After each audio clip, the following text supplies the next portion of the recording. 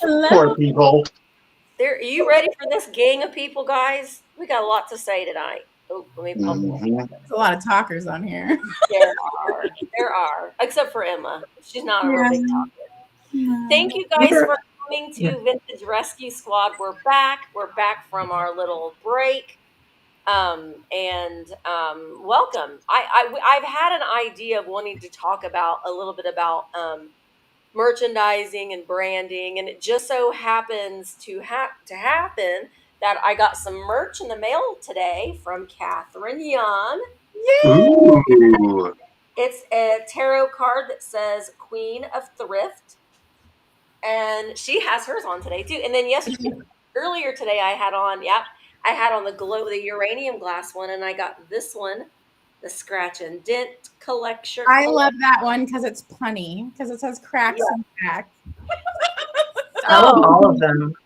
Yeah, I know they're great. I was like, I want all of them. And so anyway, so what we're going to talk a little bit about tonight is if you have a business, whether that be you have an online business or you have a booth in an antique mall, you can certainly still market that and use social media to as free publicity for your space. I know that in this reselling community, it's been a really kind of nice surprise how many creative people that are in this community that have some sort of a background in graphic design or art. And a lot of people have this really amazing merch. And so we wanted to talk a little bit about it. Before we do some introductions to our panel, I just want to say welcome to everybody for coming. This is a chance for us to have an open conversation about reselling, selling, buying, collecting vintage, having an online social media presence, and how all that evolves within your reselling business. But I want to say, though, if you have any questions, it's always a really good idea for you to put them in all capitals. It really helps us see them. We are up here doing all of the talking, but please do not think that just because we're up here talking and you are at home talking or watching, that you cannot participate in the conversation as well. So please come in on this conversation, add and ask questions and answer questions as you see them come up in the screen. So I'm Misty, by the way. We're on my channel tonight, Thrifter Junker Vintage Hunter. We'll go ahead and start over with Emma, and then we'll swing back around to Michael again for the introductions. I know Emma's like, what? So Emma, go ahead and introduce who you are and why you're here tonight. Okay. My name is Emma. I am her daughter. I just graduated with a marketing degree with a focus in public relations, advertising, and social media. So that's kind of why I'm here. And I have a little bit of background in graphic design. I'm not like professionally trained, but I've just taught myself for years. So yeah. And you see that little design that's up by her head? She did that. The Vintage Rescue Squad logo. That's her creation. So she did that. I can take that off and if it's going to be in your way. But it's like an old like drive-in movie theater. Yeah. Let me see if I can just we'll take that off. It's almost like a hair accessory. I don't know. I was just gonna say. Not mad at it. I know. I was like, good. Just take it off. All right, let's go down to Katherine. And Katherine, go ahead and tell everybody who you are and why you're here tonight. Hello. So I am Katherine Young, and I also have a marketing background that is really diverse. I've worked for companies as big as Disney in marketing for 5 years, and all the way to small nonprofits for like schools and foster care and libraries. So I really understand marketing on a big picture and a small picture and what's practical and what's possible. And I just hope to add some value here of like a realistic perspective of what a small channel can do with marketing. Absolutely. Yep. Jeff? Well, what are we doing? I'm very distracted because like everyone's frozen on my screen and I'm watching over here and I'm reading the chat but I can Listen, hear the audio here. So Jeffrey it's Jeffrey, very who are you? Jeffrey did okay. not go to the shop to get his camera, so Jeffrey is he's hanging in there, Okay. frozen, so he could So just hear us, but he can't see us. no. All right. So, okay. So I have a graphic design degree. It's just a 2-year associate's degree because I was too lazy to go in for the full thing. And honestly, well, this isn't a talk about all that, but Right. I worked at a screen print shop, and I worked at like a regular general print shop. So I have lots of background with dealing with other people, and that's kind of why I got out of it. Because I just, Catherine can laugh because she knows. yeah, you're at the whim of people, and at the end of the day, I'm like, it's not worth it trying to just to like tell you why. Like, I don't want to sit there and argue about why what you want is so bad. So towards the end, I'm just like, oh, you want that? Fine. It's gonna Yeah, look like crap, but here you go because you asked for it. you can So think it in your mind, you just can't say it out loud with your mouth. yeah. You But don't? on, hmm? I don't think he does. He But well, I think having the design background, or at least some sort of wherewithal to know like what styles are and stuff like that, or to have just that eye, it really crosses over well with vintage. So it's not a prerequisite by any means, but I think it definitely helps. yeah, I agree, Jamie. A trade or associate's degree is still a great degree for graphic So that's design. kind of what I was gonna say. Like a lot of every place I worked at, they really did not care like what schooling I had. It was all like, what show us what you can do. It was all like, show us your portfolio. Yep. Yes. Now, It's all I about was just going to ask that. Do you guys, as I guess in graphic arts, you have a portfolio, obviously a digital one, or do you still carry around a physical portfolio? I have both. Yeah. So Okay. I have a website, but I do have a nerdy portfolio if I have to take it somewhere. I That's think, nice, though. but I think doesn't that depend on like what company you're going to? Like if you're going to a local company in like a little small town, having your portfolio where they can flip through. Otherwise, you're going I to give them a mean, website. They're if like, it's a I small don't know how town, to get on a website. they're just like, oh, you can do graphics, great, you're hired.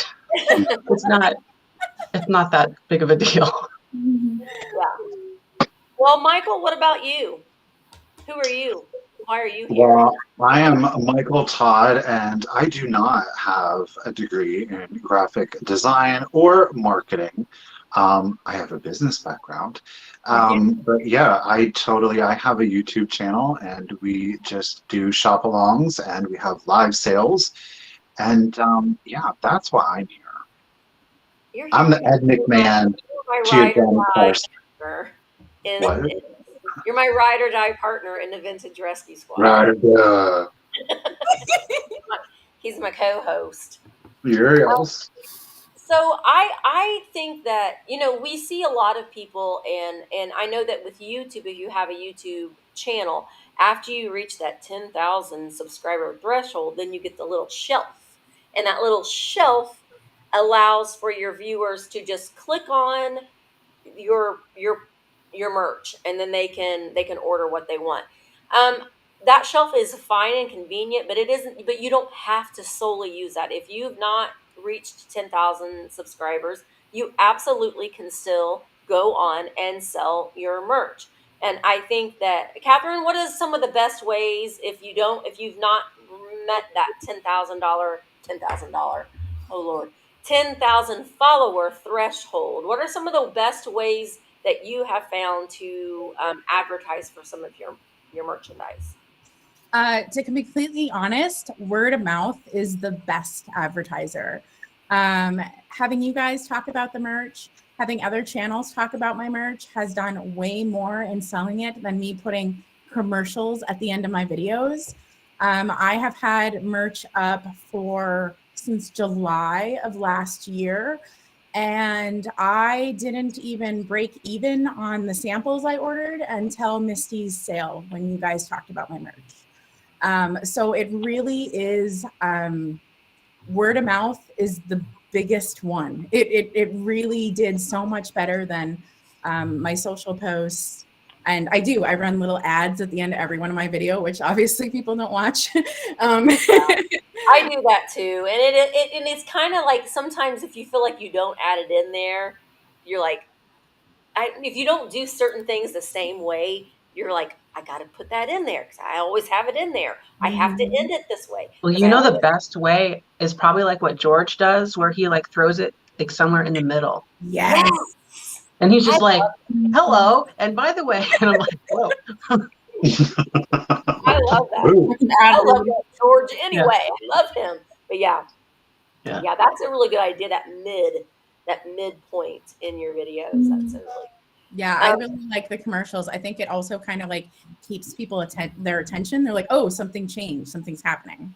Yeah. I think it would be funny to do like a little, like film a little thing, like have all your merch and like pop in and like, hi, it's me. My new merch. Do you like it? You can order it. The link's in the description. And then you just carry on with your video. Yeah. You could be taping up boxes. Oh, hi. You like this tape? You can order it. Like the cheesy. You're just like, you're just like, oh, I didn't see you there. Hello. Yeah. Oh, It's like the Full House intro. We're like, oh. Yes. I think that would be hilarious. Do your own commercials. See, Patty, we need that. We need to start doing that. That's a good idea. Y'all, would you watch our cheesy commercials? Because they're commercials for us to buy our We merch. could do it like old info commercials. Oh my goodness. That'd be funny. This Oh my video gosh, is sponsored by me. Yeah. Well, and like Katie says too, I need to wear it more in my videos. And I think that is a thing. I wear everybody else's, but I don't wear mine. Emma But that's hard. It's hard to film it because then you're like down, oh, hey, look at what I'm wearing. And then you're back up here. tattoos, like temporary tattoos. And put them on Football things. yeah. Hey guys, I want to look like a ex-criminal. Buy one of my tattoos. Yeah. Emma's working on me some more merch because I'm in love with this whole, like, using the whole space on the shirt. And I like that. I like that design. Okay. So yeah, I love these ideas that you guys are coming in. Okay. So let's kind of back it up a little bit though and talk about, well, okay. What do I do to get merch? I have a channel and I would like to get merch. What does one need to do if they would like to get merch? Well, I think it's automatic to content creators. The shelf that Misty was talking about isn't available until you achieve 10,000 subscribers. Yeah. So you can still go on, and you do now have a choice between two partners via YouTube. You don't have to use either of those, of course, but there is Teespring, and I cannot for the life of me remember what the other one is. But both provide limited services to use a content creator. You would have to have a logo, or you can go on and just use some predetermined font for script. So if you just kind of wanted to have like sayings, but it's zero cost to you as a content creator. And you can have a store at any time, but then you would in your videos have to tell people, check out my Teespring store. The link is down below in the description. But once you get 10,000, then YouTube automatically links with it and it starts advertising that below for you. And then it's just more passive at that point. Yeah. And one thing about these third-party providers that is just huge, you guys, is I don't have to order anything up front. Right. I don't have to keep any of the stock. That is so expensive. And I know some channels that have done it because they've supported their local designers in the area. And I think that is absolutely awesome. But, you know, the best way to avoid fast fashion is to not print a bulk of things. Right. And so the third-party providers, that service is so invaluable. If you've ever shipped out, well, we all have. We've all shipped out things. It takes a lot of time. The print on demand is really beneficial because you're not printing a whole bunch of something and it maybe nobody wants it and you've just wasted, you know, because sometimes designs sound good in theory and then they just don't hit or land. Yeah. But yeah, you can make a lot more money if you buy them in bulk, but it's it's ridiculous trying to know like what sizes to get and ugh. And it is, when we had our brick and mortar, we had our brick and mortar is Wildflower Antiques, and we had what you're gonna do with all that junk inside the trunk. You know, we had the trunk and stuff, and but we ordered them from a local company, and it was very hard because you would end up try to order like an equal amounts of small, medium, large, extra large, and a couple like 2 extra larges, and then you'd sell out of the mediums.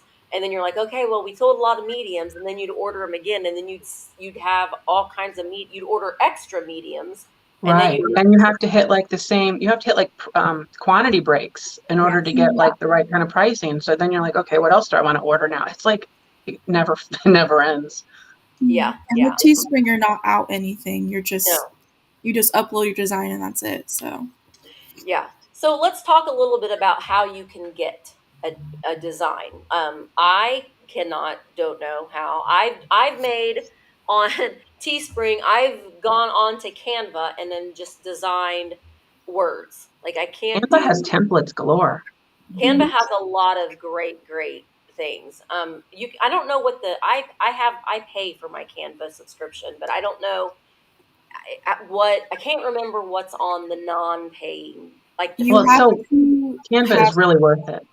Yeah, you have to have Canva Plus in order to make the transparent background, which is a PNG file, which is what you need in order to not have, a white square around your design. But it's only like $15 a month, which is way worth it because it's a tax. How much a month, Emma? 15, I believe. Mm-hmm. Yeah, Okay. it's inexpensive. It's a tax deduction, and also I use Canva to make my thumbnails for my YouTube. Oh, I do too. I didn't think it was $15 a month. Maybe I don't know. do it by the year or something, and it's cheaper. I don't know. There's a question in the chat of whether you can sell your merch on like your eBay store.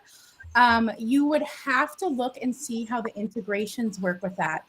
All different merch platforms offer different integrations with like WordPress, and even Instagram and Facebook have integrations now with different platforms.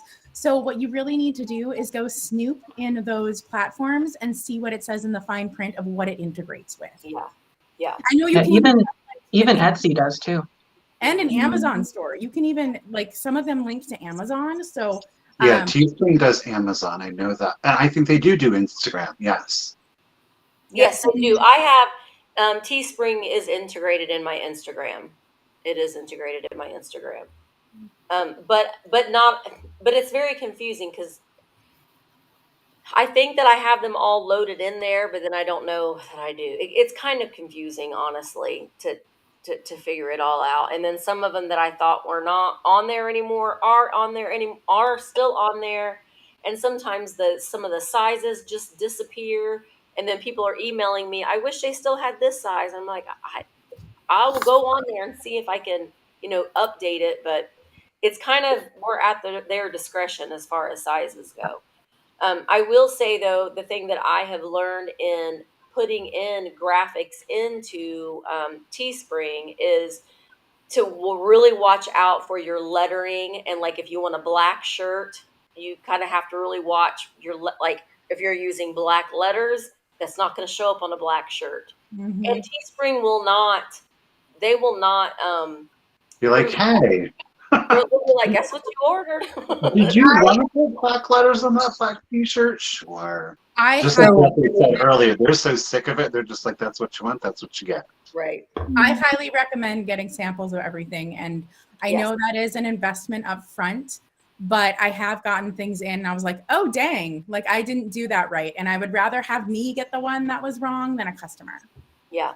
Another thing is whenever you're designing it, you can literally just put solid backgrounds behind it, do black, do white, do red, like see what it actually looks like, because you can oftentimes, even if you have like a 2-color design, I know with direct to garment it's not as important, but you can tweak colors here and there and make it work on a lot more color combinations just by testing it first on screen even. Yeah. So just kind of So, think it through a little bit. Emma, how do you make your designs what do you use when you're making your designs? What do you mean? Like what tools do you use? I mean, how do you come up with the designs that you make, and how do you make them? um, I mean, you mean like physically, how do I make them? Yeah. So I sketch them on my iPad first, just because I think it's easier to, you know, pen and paper it, pen and iPad it, I guess. First to get what you're thinking about, and then I take it into Adobe Illustrator or Photoshop or whatever, and actually usually Illustrator because it's a vector form. But I have used for some of Mom's designs in the past, just used Canva. I've made the actual drawn part and then gone into Canva and used fonts or certain formats to make exactly what I wanted to. It just depends. But with Canva, you do have to be careful. There are some certain fonts and certain graphics. Like they have a whole library of clip art type, graphics on there. You do have to be careful because there is some fine print in Canva where you can't. It's complicated, but you can't use some of their graphics for selling merchandise. Or Commercial. yeah, so you do have to be careful with that. Just make sure you're altering it to make it your own or doing something to where you're not taking that photo. So, yeah. And Emma is right now, she has, and I did put the link in the description of the video. She is now doing some freelance design and well, Emma, I'll let you explain what you're wanting to do.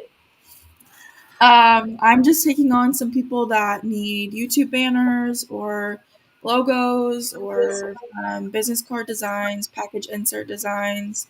People that don't, think they can do that on their own, I'd be happy to help. And so yeah, I'm basically just getting a head count of how many people are interested, just so I can kind of figure out how many I can take on a week.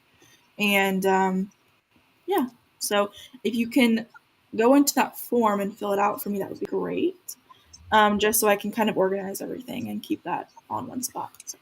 Yeah, and even if you have an existing logo or an existing business card and you just want it to tweak it a little bit, Mm-hmm. she'll do that with you as well. See, I think that's a big, though, and High it's an response. investment. I It's think like an investment that a lot of people maybe don't think about, especially somebody like for me. Like I don't have the technical experience to do it to the point where I would want to call it like my brand, if you will. Yeah. So I think that is something that's definitely worth it, especially if you really want to have like the business cards, you want to have merch. And you don't have necessarily the technical skills, because I could have went on there and I could have threw some letters on there and called it a day, but at the end of the day it is representative of your business. So when you look at it in the long term as to the impact that it can have, and people do, whether we want to admit it or not, if I see something and I'm like, oh, I probably could have made that, and then do you know what I mean? Like it speaks to the level of professionalism. And I'm not making any moral or ethical judgments on that. It's just, I just think that's who we are as people. But that's why we have graphic designers. That's why we have people going in for degrees, and why people are paying millions of dollars for commercial airtime, because it does make a huge impact on consumers. Yeah. That's just it. At the end of the day, it's a business, and it's not just like this little fun thing. You're just like, oh, that looks fun. That looks cute. Let's go for it. There's reasoning and marketing behind all of that stuff. So it really will help your brand more if it's thought through a little bit. It's an investment, y'all. Like I wouldn't automatically think, and this is speaking as a small channel, I wouldn't automatically think that like, oh, I invested this much in a logo, I'm going to get that back from the shirt. Don't go into it thinking about that. A logo is way bigger than that. It's about showing people what you're made of. It's about telling people, oh yeah, that's for me. It's just a bigger play. And when you look at my shirts, like they're really heavily done and drawn and all the things. Yeah. But Them. I charge $75 an hour, and some of those took over 18 hours to make. So just kind of think about, like, I'm never going to get that back. Do you know what I mean? Like, just understand. You did that for you, though. So. Exactly. I made the investment to make those shirts. It wasn't about like, oh, now I'm going to get this much money out of the shirt, if that makes sense. So I just want people to kind of think about it, that it's a bigger picture than I'm putting this money into the logo, therefore I'm going to get the money back. Yeah. Yeah, absolutely. I mean, and Emma and I were talking, earlier that, I mean, I'm going to pay her, I'm going to utilize her services because I need a new YouTube banner and I need some help on my Instagram layout and all that kind of stuff. So, I mean, even, a quote unquote larger channel, it might need to like say, okay, I'm ready for a fresh start. I'm ready for something just to update it a little bit, make it look a little bit more professional, because I do consider myself a professional reseller. And this is my business. This is my brand. And I take it very seriously. And it's, I want it to be seen in a serious light, even though, I've got, baby secrets sitting over here and everything, but you know what I mean. You know what's hard though? I got a doll sitting back here. You ain't gonna like. So you won't pull out baby secrets. I come prepared. It's right here. I get so right over there. I get so bored with my design. Like it's a terrible thing because I'll like make something and I'll use it for a while and I'm like, oh, I'm kind of tired of that. So I'm never really happy myself with my stuff. So it's kind that's a total creator thing. We always are on to the next. You know why? It's because we know there's like endless possibilities. Yeah. It's like you're not in a constraint. So you're just like, oh, I could do this, or I could do this, or I could do this, or maybe I shouldn't do any of that. I should just, it's like. Well, that's a good question for you guys. When you talk about obviously brand recognition, right? So I think that's the importance of talking about a logo. And of course, I have to come in from more business perspective than a marketing, is that the importance behind the logo or the imaging is so that people begin to recognize at a glance your brand. So when you guys, because you're coming at it from a creative perspective, what would you suggest to a business, whether they are small or content creators, who are like, well, you know what, I'm kind of tired of my logo, I want to go on to the next. Like, how long do you think, or do you think that a content creator should change at all, or should they just be small tweaks so that people are still continuously identifying that as, oh, that's still the cult, oh, it's still Thrifter Junker, oh, it's still Katherine, it's still Jeffrey, yet you're kind of satiating that need for something a little bit different. You should the logo you should stick with. Yeah. I mean, if you can. What I was kind of talking about was like supplementals, like card inserts and stuff, like stuff that you can play all today with.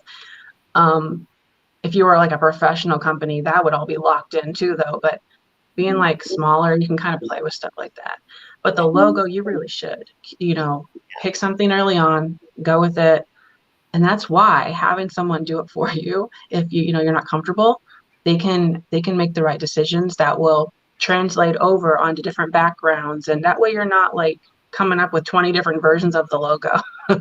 Like, well, it looks kind of like this on this color. And if it's like, so. And your logo goes on everything. When you send out a PayPal invoice to somebody, that your letterhead, your logo is on that. So when they see that, they immediately knows that it's coming from you. So I think that keeping that logo, but here's the thing, when you are trying to come up with your name for your business, you kind of, it wants to be something that in 6 months you're not going to change, because then you're going to lose. It has to be consistent. You have to keep with a consistent name and a consistent realm, I guess. That way you're not losing people and they don't know where to find you, or they don't know who you are this week or next week. Let's see. I think that's a great way to change it up is just to add or play with colors, having the same logo but having maybe a different background. A lot of big brands do that on social media. They have their logo still the same, but maybe the background's a different color for different seasons or whatever that, or they change their banner for different season. That's the easiest thing I think is to just play with colors. So at the end of the day, your logo is essentially your face. It's the face of your business, and you don't change your face. I mean, some people do, but you don't change your face every single day. Parts of mine, but yeah. You want people to be able to glance at you quickly and be like, Nike, Adidas, I mean, those are ridiculous. So there's a question that says, how do you know when you're ready for a logo? Mm. For me, it was really about look at people who you admire. And if you are like, you know what, it's good enough for them, it's good enough for me. That's a lot of the times that I've made decisions about branding, how my website's going to be, how a lot of things I set up. I was like, you know what? I love how Jeffrey does that. I love how Misty does that. And I'm like, you know what? I think I'm going to do that too, because I really like it, because it says to me, this feels right. This feels like it is something for me. So if you see somebody doing something really good, go ahead and be like, you know what? I like how they do that. I'm going to go for it. That is my gut experience about moving to the next level with branding. I think so too. And make it your own. Yes. Yes, Yeah. and make it your own. Yeah. Patty, there's a question. There's a link for a questionnaire for Emma. She's just trying to, if you fill out that questionnaire, she's just trying to see how many she can navigate right now. Katie has McDonald's modernized their logo. The thing with the corporate logos, they modernize over like 10, 15 years at a time, sometimes longer, but they're not changing like every year or every few months. Well, I mean, Coca-Cola. That's never been around changed, since the beginning. Yeah, it's never changed. Katie has a good question. What about this is something that I was kind of talking to Emma about too. What about your YouTube icon? Should it be your logo or your picture? That's controversial. It's hard. I personally Triggered. I think that we're in the vlogging category and it's based off personality. So I think a picture, that's why I changed mine from my logo to a person, because it's more personable. Because at the end of the day, that's my channel. My channel isn't like a stuffy organization like McDonald's or something, It's hard for YouTubers because you're a business, but you're also a personality. So it's hard to kind of draw that line and figure out, But I think most YouTubers definitely have a face picture as their profile picture. And it can be something that is related to, like, Your face is mine not is holding a fairy. Technically, you're right. Yeah, I mean, So- you're just kind of your face. Yeah, true. I was just thinking, because like, I actually got the best of both worlds. Way to go, Emmalee. Mm-hmm. And I was just thinking, because this is a personalized business. Like, there's not like 20. This isn't a franchise. Like, it literally is just me. So, there's no reason to like hide that. Well, do you guys? You know what? That's actually a really interesting topic. I don't know if I'm thinking about it today or some other day, but do you guys ever think, as content creators, especially because you're considering yourselves full-time or professional resellers, do you want there to be a distinction between you as a human being and is it Jeffrey or is it Real Nifty Vintage? Is it Misty or is it Thrifter Junker Vintage Hunter? To me, it's one and the same. Okay. I think it depends on what you want to do, though. For me, it's one and the same as well, because vintage is my life. It's like what I do all the time. There isn't any I'd like to do some different types of videos where it's not just shopping and it's not just sales and it's not just, that's why I like doing the vlogs, and I didn't do one last week because I wasn't feeling well, but my vlogs that I typically put out on Thursdays, it's still all reselling and vintage related, but I love them so much because it gives me a chance to just kind of slow down and talk, like I'm talking to the camera, but in sense I'm talking to my viewers. I'm talking to the people that are watching, and it's me in my natural habitat. And you might see a little of me at home, and we might go to the dollar store. We might go, you know what I mean? So I think that to me is something that helps because it gets your viewers to know who you are and your real form and habitat. Does that make sense? Yeah. No, it Yep. does.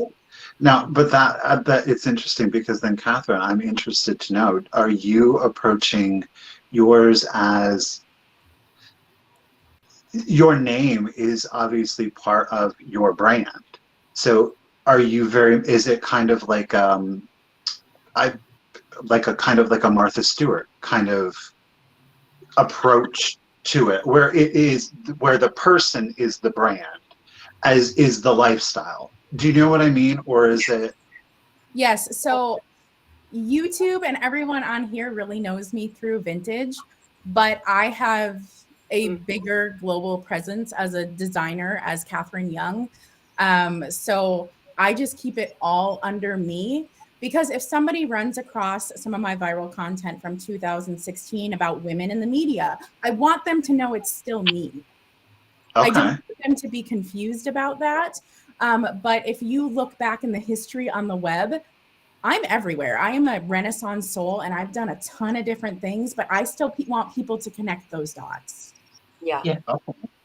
Do It you makes ever a lot of sense that you wouldn't segment your life like that. Like your life is fluid. It's not, you're not trying to be like, oh, that's that past. That it is all connected. So that makes a lot of sense. do people ever ask you, well, why don't you do 2 channels? Because there for a while, Mark was really trying to get me to do 2 channels, to have my live sales on one channel and have my like shop with me content on one channel.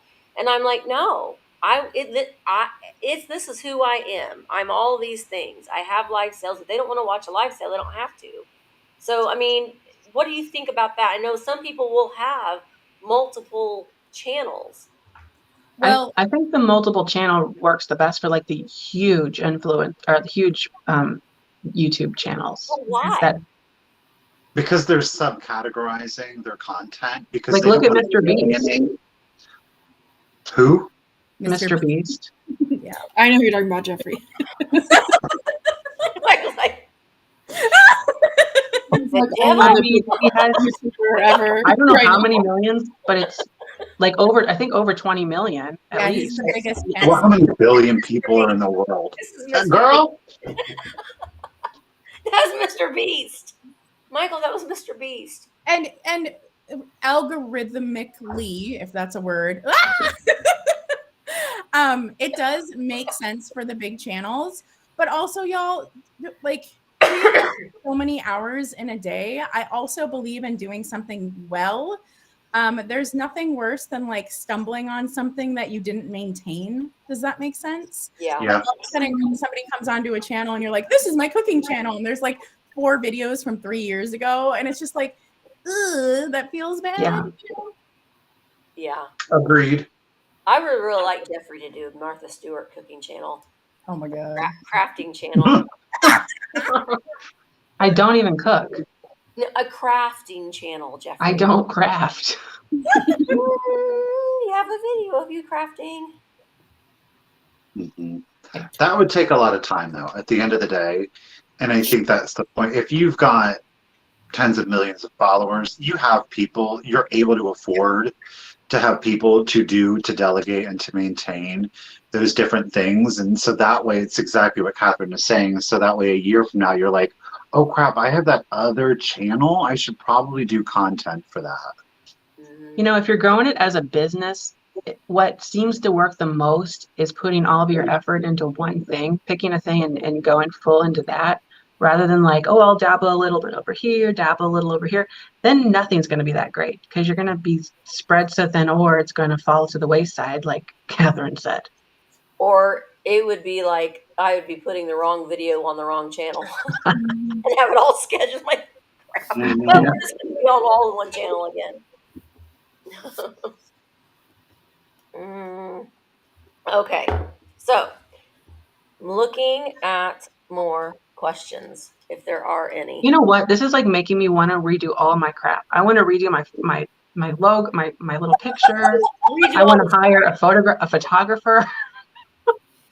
No, I want to like do a new banner. Everything. I don't think. I think that the point of this is to just kind of sit back and think, what are we doing? Is there anything that maybe we could tweak a little bit or make different? And you know what's terrible is because I do have a background and I know how to do things, but yet I look at my stuff and I'm like, no, that looks like crap. Like I know, like I'm not happy with my banner because I've got like what 3 or 4 different banners. I've got a Facebook banner and they're all slightly different now because I deviated from one, and it's like, oh, come on. It's an artist thing, yeah. Mm-hmm. Okay, well, so what about like in your videos, your intros? What do we feel about intros in your videos? Can we talk about that for a moment? I like making like the guy made it like I think 10 seconds, and I hate to. I'm like, no, can we make it? I was like, can you make it like 5 seconds? And he never did, so I just had to like cut. So it's around 8 seconds. Wish it was like 3 or 4 seconds, honestly. I think your intro is great, Jeffrey. Yeah, I think it's I do too. I think it's very professional looking. I like it. I paid money for that. Like I couldn't do it because that's like. I also think the ringing of the bell is really brilliant because you're telling people to subscribe. I love your intro, Jeffrey. It's like one of my favorites I've ever seen. I was like, God, that's just so dang clever. I think so too. I like it. You hear that and you instantly know that it's one of Jeffrey's videos. Yeah. I mean, instantly. Dun, dun, dun, dun, dun, dun. Yeah, instantly you know that it's his. I have that small little Emma made mine, and it's just like a little thing, and bloop, and then I try to do like. I don't know how to do the animated. That's not. Yeah. I don't want it to be. I don't want that to be the. I just want a little bit of gender, and then it's into the video. You know, I like to have like the little blurb of the like maybe 30-second something, and then I cracked up so bad at Jeffrey's the other day with the Ken clothes when you were with Barb. I like stopped and laughed so hard at that when I saw that. It's like you can put so close for Ken. Sorry, that was clever, Jeffrey. I should have bought it. Sometimes it takes a few minutes to go through your videos and just try to find a small little clever clip that you can add to the very beginning before your little intro part. Sometimes they're. You know why? Because and I don't know how the YouTube works. Why did I say that? The YouTube. Oh, okay, so like whenever you're like browsing and it like shows you like a little bit, where does it pull that clip from? Does it start at the very beginning or? What do you mean? When it's like auto playing through your thumbnail, it's like I don't know. I think it's just wherever. I think it's just from the beginning. Well, for some reason, I was thinking if it was the beginning, I didn't want my little dancing bicycle because like that tells nothing about the video. So I tried to put like something before that just for that one reason. Actually, there's other reasons because you want to give like a taste of what's to come. That's another reason. But thank you, Mick. Thank you, Mick, for the super chat. I appreciate that. Thank you. Thank you. I wanted to say too, Christine, the Red Hot Mama song, I had taken that off and I put a different song. I got so many people so honked off at me. They were like, oh my gosh, my grandson waits for that and he just dances at the end of that video. They love that little song. Why did you take that off? Why? So I left it on there. And I kind of like it too, but I didn't have it on there for a while, and I got yelled at for taking it. It's pretty fun. Let's see. Okay, clickbait. Oh yeah, I just saw that. I mean, it's a gray area because you're like a gray area. It's important, y'all. It is important. There's a difference between clickbait and clickbait being like it being nothing to do with what it is, or it's like I just got into a fight at Goodwill, and then you're watching it. There's no fight at Goodwill. There's no fight at Goodwill. Like there has to be some truth. Sensationalize it, I think, is the difference. Other than you're trying to think of something interesting that does happen, and maybe it's a play on words. Clickbait versus. What are you even talking about? There was no fight, huh? Yeah, I guess I would need to for that specific person. I guess I would need to see like, well, what's the title and like how is it wrong? Like, because they're saying I'm talking about as a viewer, but I'm like, well, I don't know like what your example is. because Agreed, Jamie. Your most clickbaity Same. title is your most viewed. Same. But you guys also, that saying that people's attention is a fish, a goldfish. It's true. You're trying to tell people within seconds, this is for you.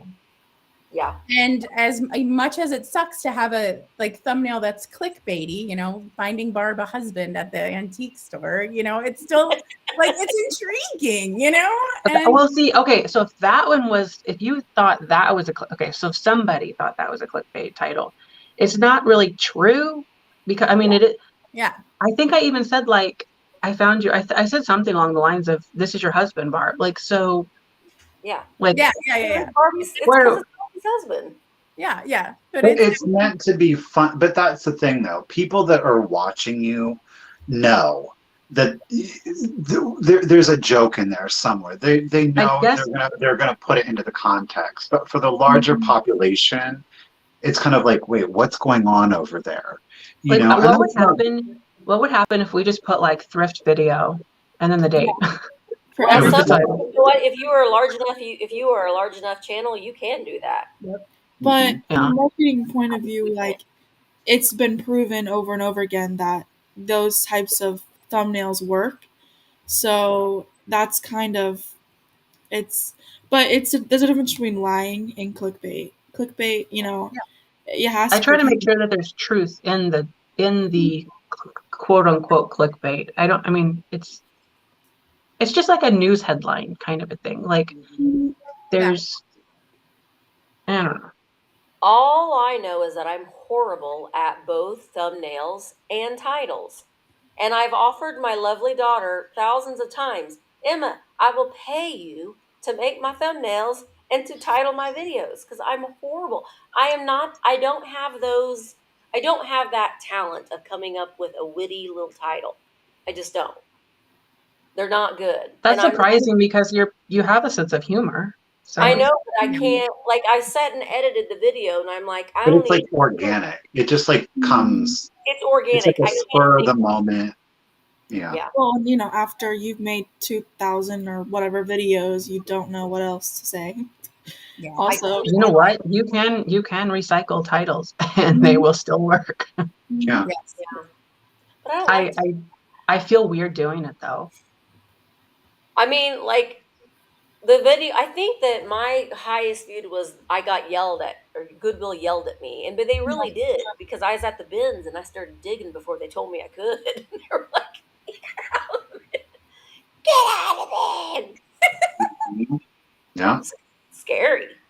Well, that's the thing, and I've noticed that there are a couple of content creators that I think are well known for making clickbait videos over, and it's like they're over dramatizing situations, and then you're like, oh, that sounds interesting. Then you watch it and you're like, did it not happen, or what? And then you click again and it's the same thing, and you're like, but wait a minute. And I do agree. I think it was Deep Horizon. You had said, once or twice you get it, it's fine. But then when it's every single video, you're like, I'm not interested, because you're just like, what are you doing? Yeah, I've never lied in a thumbnail, or a title or thumbnail. So as long as there's truth in it, I think that you're fine. Yeah. Even my video yesterday, my title on the thumbnail, it was like, "That's it. That's it." But I meant "That's it.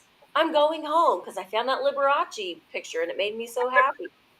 But and here's the thing though too, I don't film at Goodwills, and so I'm not on the train of getting my videos getting these crazy high views on my videos, because I don't have Goodwill in the title. That's another thing though too, that's kind of, I think, is a little crappy, that YouTube likes Goodwill titled videos, and they those are the ones that they promote. Well, you think about the number one thing the algorithm pushes is history. So if somebody has watched Goodwill videos, they will keep pushing them Goodwill videos. Yeah. So as long as people keep watching them, they will keep pushing them. One of the most unoriginal ideas, but also best ideas, is what is your most popular video? Make it again. Because people yelled at me. I don't want to go back there. someone in an antique store yell at me so I can put that in. No, Uh-oh, careful what you wish for now. Lisa's watching. Don't do that, Lisa. Now, what do you guys think about, do you guys think about branded thumbnails or thumbnails that have a specific aesthetic or look? So that way when somebody sees one, they're like, oh, that's X, Y, and Z's video. Or do you think that every thumbnail should be different, aesthetically different? Or do you think that there should be I think for simplicity, it makes sense to keep them similar. I know some larger channels, like in the finance community, they'll just do like their face, and it'll always be like on the left side or the right side or something, and it'll be like like something like to draw you in. They're like, what is he surprised about? So I think just for simplicity and branding, it makes sense to keep some sort of similar vibe. Emma has done that a lot. Emma has worked with brand. But I'm just saying, you can experiment before you get to that point, though. Like, there's room for playing. Like, you can try to figure out, like, well, what's your style? Like, what do you want to eventually do? Like, you don't have to know this off the bat. Me personally, I don't like them because I'm not vanilla. I am rainbow sprinkles and tutti frutti ice cream. I mean, I don't want it to be the same. I would get bored with that. But there is something to be said about branding and consistency. You walk down the chip aisle, all the bags kind of look the same on purpose because everybody's, oh, this is bags of chips. This is for me. So when what you have is similar, and I'm even going to say it, similar to other channels, so that they kind of look similar to different thrift videos, your audience is instantly like, oh, this is for me. Like if your thumbnail is so completely different from other thrift channels, somebody might see it and not think it's for them. Well, that's an interesting theory. You're getting in. Oh, she's getting into the psychology of it. That's really good. That's a really good. It makes a lot of sense. Well, I want to say like one thing that Tiffany Thrifting Vegas, who has a great, outstanding YouTube channel. She goes to Goodwill, and I love her thumbnails. They're different, but she's got that outline, and I think that was a brilliant mark by her. Her thumbnails are different, but they have that turquoise outline, and so they pop. So I think that was a brilliant move from her. I think that was an outstanding thing to do. So good job, Tiffany. That was great. I love that. A lot. But some people are saying I like to go for the ones that are different. So well, I think the proof is just in the pudding. You have to like look at what works and experiment. So yeah, because statistically, people rewatch stuff they've always tended to watch. It just creatures of habit. It just is. Well, it's comforting. I honestly watch it like my favorite movie or my reruns of your favorite show. It's comforting to see the same thing over. Well, that's true. Peggy I mean, I kind of switch things up a little bit more than I should, but it's making me think. Like I did it with my live sales. I put a standard design for my live sales. I like that. Well, I wanted it to look literally like nothing like my regular videos because whenever now this is just me being anal. Whenever I'm like the new TV one to interject really quick. I really like the TV one. I like it. Yeah, and when I finished it, I'm like, oh, that kind of looks like the I Love Lucy logo, whatever. I wasn't going for that. But when I look back at my channel and all the videos, I was getting annoyed that like all my live sales were mixed in there. And I'm like, well, how are people going to know what's a video and what's a live sale video? Like, yeah, you can just look a little bit harder and tell, but I wanted the difference to be very obvious. So that's another reason I did it. I think it's great. I think it's a really good idea. Peggy says that's what I decided to, but that's what I decided to do with 4-Vintage because I very much was like, I don't like it looks like, I don't know. I like this live sale to be, this is a sale. And as you start to watch the channel, you can figure it out. this is a sale. Oh, this is a video. This is a sale. Yeah, This is a because you're video. like, oh, that's that thing that I like to watch, and then you go straight Right. to it. It's not like, That's what what is I this? You started gotta, doing with my live sales too. It'll say live Yeah. sale Wednesday or live sale Tuesday. And it's the same picture. It might be a different color in the background just because I get bored with the same thing. yeah, I saw Um, that with your green one. Peggy said, when did you first, wait, when you did a YouTube channel, what was your first video? Mine was a haul and it was horrible. Horrible haul. And I had jet black hair. I did. You had like brunette hair. You thought it was jet Oh, black. Emma, it was black. Okay. And I had red lipstick. Go. You know what you can do? You can go onto people's YouTube channel and you can click on their content, and there's a little toggle thing, and you can click on that, and it'll say oldest Yep. to newest. So you can go back onto our videos and watch our old videos. And you know what? I highly, highly, highly suggest that you do that, especially if you are a new YouTube channel. You will see how awkward, Yeah. how we didn't know what we were doing, how we were like, I didn't edit anything. I mean, Mhm.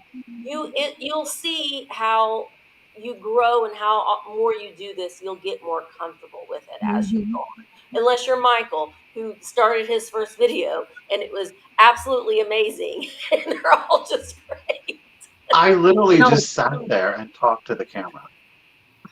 Not me. I was horrible. I miss the crickets in the background. It's winter in Pennsylvania. It's winter. We'll get there. I promise. We'll get there. We'll get there eventually. So Some of Jeffrey, them, let's I was say like, well, that's really loud. that they like your intro. Who did you well, that's use good. for your intro? Who did you use? I just want to touch on, that's another example of keeping something the same every like time you do it, because it's like that. I don't know what the psychology is behind it, but it's like seeing that repetitive thing. It gets you like in the mood. You're like, here it comes. I'm ready. You know. Yeah. Who I used. I went through Fiverr, Yes. which I mean, it's like, I don't know. You gotta like do a little bit of research on there and definitely look at their examples of what they've done in the past. But you know, you can buy stuff on there. Well, you used to be able to buy stuff on there for like $5. I actually, so believe it or not, I used to sell on Fiverr. I would sit there and do graphic design in my off time while I was working at the print shop, and I would come home so that I could save up money to buy a bedroom set, $5 at a time. And I was converting JPEG logos to vector format, which just basically means I'm redrawing the entire thing on the computer. And that was ridiculous, but it was whatever. Point is, I paid like, oh gosh, I don't remember now. I think it was like $250 or something for that one. Might have been more. It's been so long, but like you can pay based on what you want. So I could have got something a lot cheaper, a lot more basic, and it would have been a lot cheaper. So, But it's in every one of your videos, so that price is I looked so at it cheap. as an investment. I'm like, if I'm going to do this, why am I going to half-ass? Why am I going to like do it like only a little bit? I need to like put my money where my mouth is and do it. And so I wanted. Well, I was gonna say, have any of you done an intro video? You know how they got those little, you can do the little, hi, I'm this. Like Jocelyn's. No, oh, I don't know if she's got one. I mean, I'm just talking about like, I liked hers where it was like, it was all fancy. Yeah, well, when someone clicks on your page and then you've got that video that will automatically play Channel trailer. a trailer. That's the word. Have you, any of you done a I trailer? don't ever watch those, so. But it pops up when you turn on your, like when someone clicks on your They channel. used to be a lot more helpful, like back in like a few years ago when YouTube wasn't very big, as big as it is now. I feel like they're not as helpful as they were. Sorry. Yeah. Yeah, I have an old one that I don't put up there anymore. It's slightly irrelevant. It was also my audition for the Making It TV show. Oh. So it's old and it just talks about me as an artist. So is that the one like on CNBC? Yeah. Nice. Cool. I try. And also, you only see those trailers when you're in on a desktop computer. You don't see them on your computer. You often probably won't see them on your phone if you're on your phone. So, it's I don't ever watch them. I also don't like that they automatically run. Like that bothers me too. Mhm. I purposefully have my computer on mute all of the time simply because it drives me crazy when I go to check my YouTube, like my analytics, and it's like I hear my voice. I'm like, oh God, I don't want to hear I'll you. mute it every time. Not yours, mine. Well, I mute And so mine. maybe people that watch your channel also might be annoyed by that. So True. just saying. That's like, by the way, that's like one of the hardest things about having a YouTube channel is looking at your face all the freaking time. Because, And hearing your stupid voice. well, it's just like we're not meant to like sit there and stare at ourselves for hours. So, well, some people do. I know guess, Dad asked me, "Did you watch your video?" And I'm like, "No, I did not." Well, after you're editing it for hours, you're like, I don't want to ever see this ever again. I Well, don't how watch long- it through. Yeah. I watch it as I'm editing it, and then I'm like, Yeah. sounds good, Dave. Well, let me ask you guys this question because Kristen actually has. It was a comment. It was specific to me, but I'm going to reveal something. Okay. But how much do you guys edit your videos? Takes me about an hour to Okay. edit a 30-minute video. hmm I now edit way more than I ever did.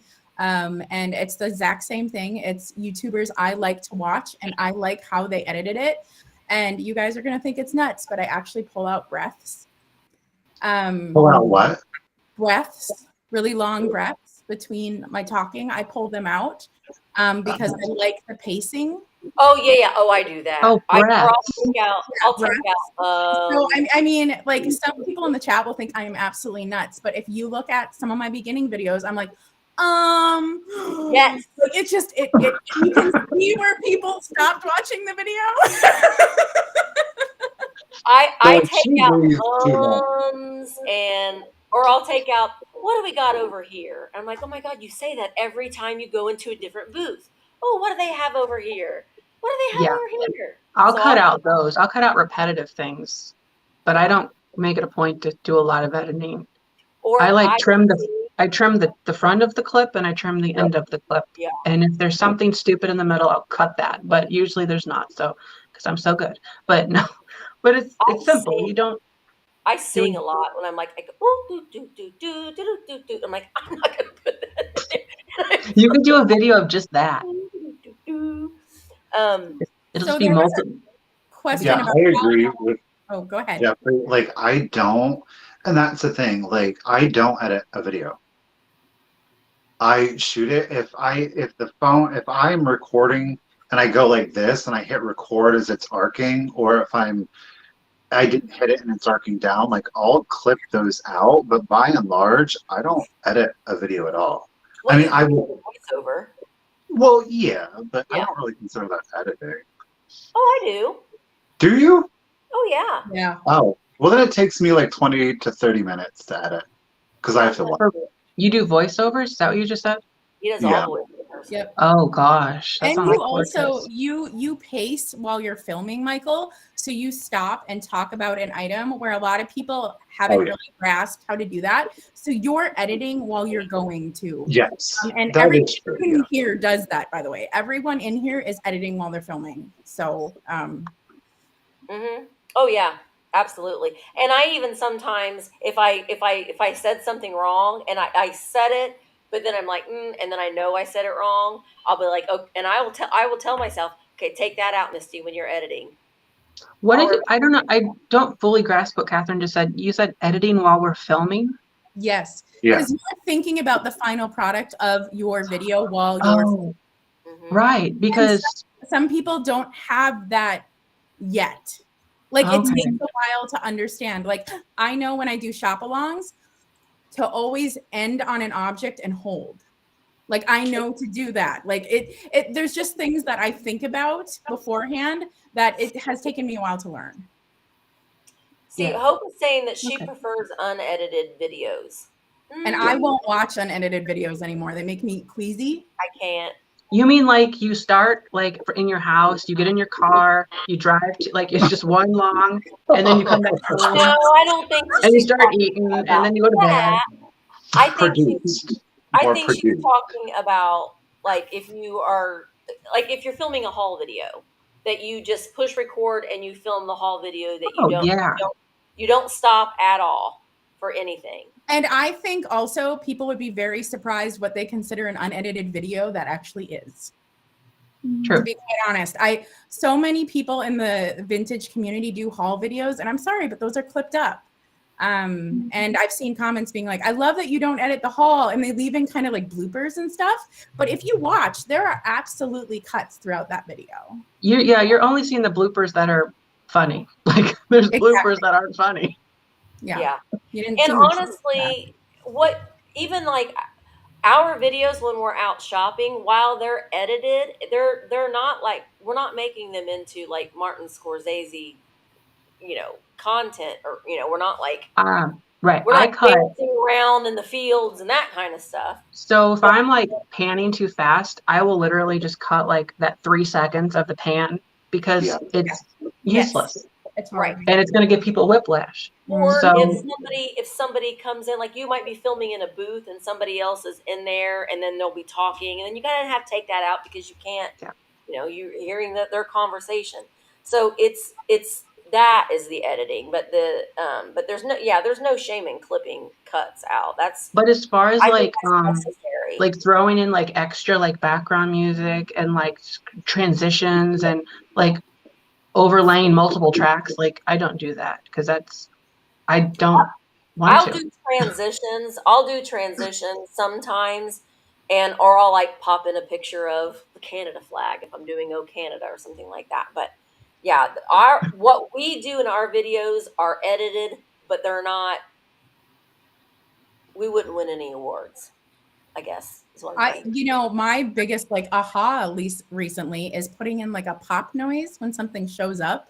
Yeah. And, like, my engagement has gone way up. Like people stay on the video longer, and it's just this slight little boop, like noise when something, like, to me that's like this huge editing win, right? And like 99% of the people who watch my videos have no idea I put in a little pop noise when something shows up.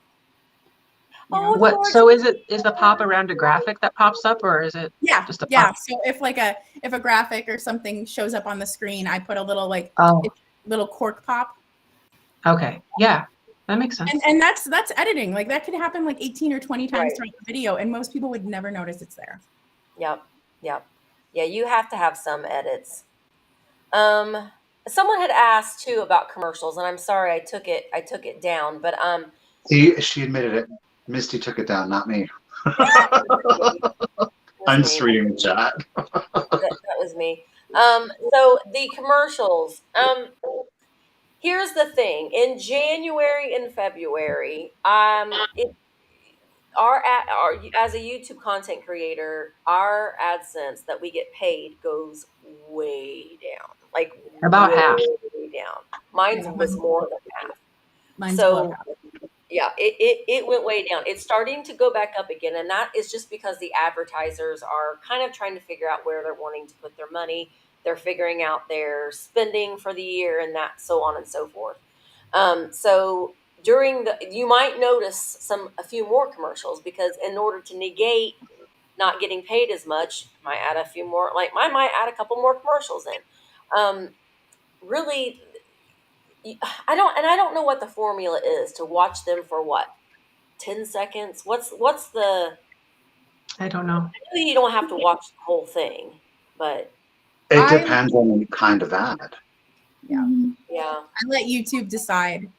I figure YouTube is going to try to get the most money for me, so I let it decide instead of picking. I know some people go through and like only do a commercial in the middle, only do, I know people do that. But I'm just like, I'm going to let YouTube figure that out because it knows where people are jumping off my video. True. And there's, so I do mine every 5 minutes, although I know like really large YouTubers that take this seriously. I will notice they place them like at parts of the video where they know they've got you hooked. So like you're going to stay. So I do chapters in my video. So if you Oh, look at my description, I do chapters, and YouTube automatically does that for me. It'll cliffhanger people on the chapters, so I don't have to think about it. So how I have the option of doing chapters, but how do I do it? Is it just a button I have to push, or do I have you to timestamp in your description. Yeah, you literally just put 0136. I found a cat figurine.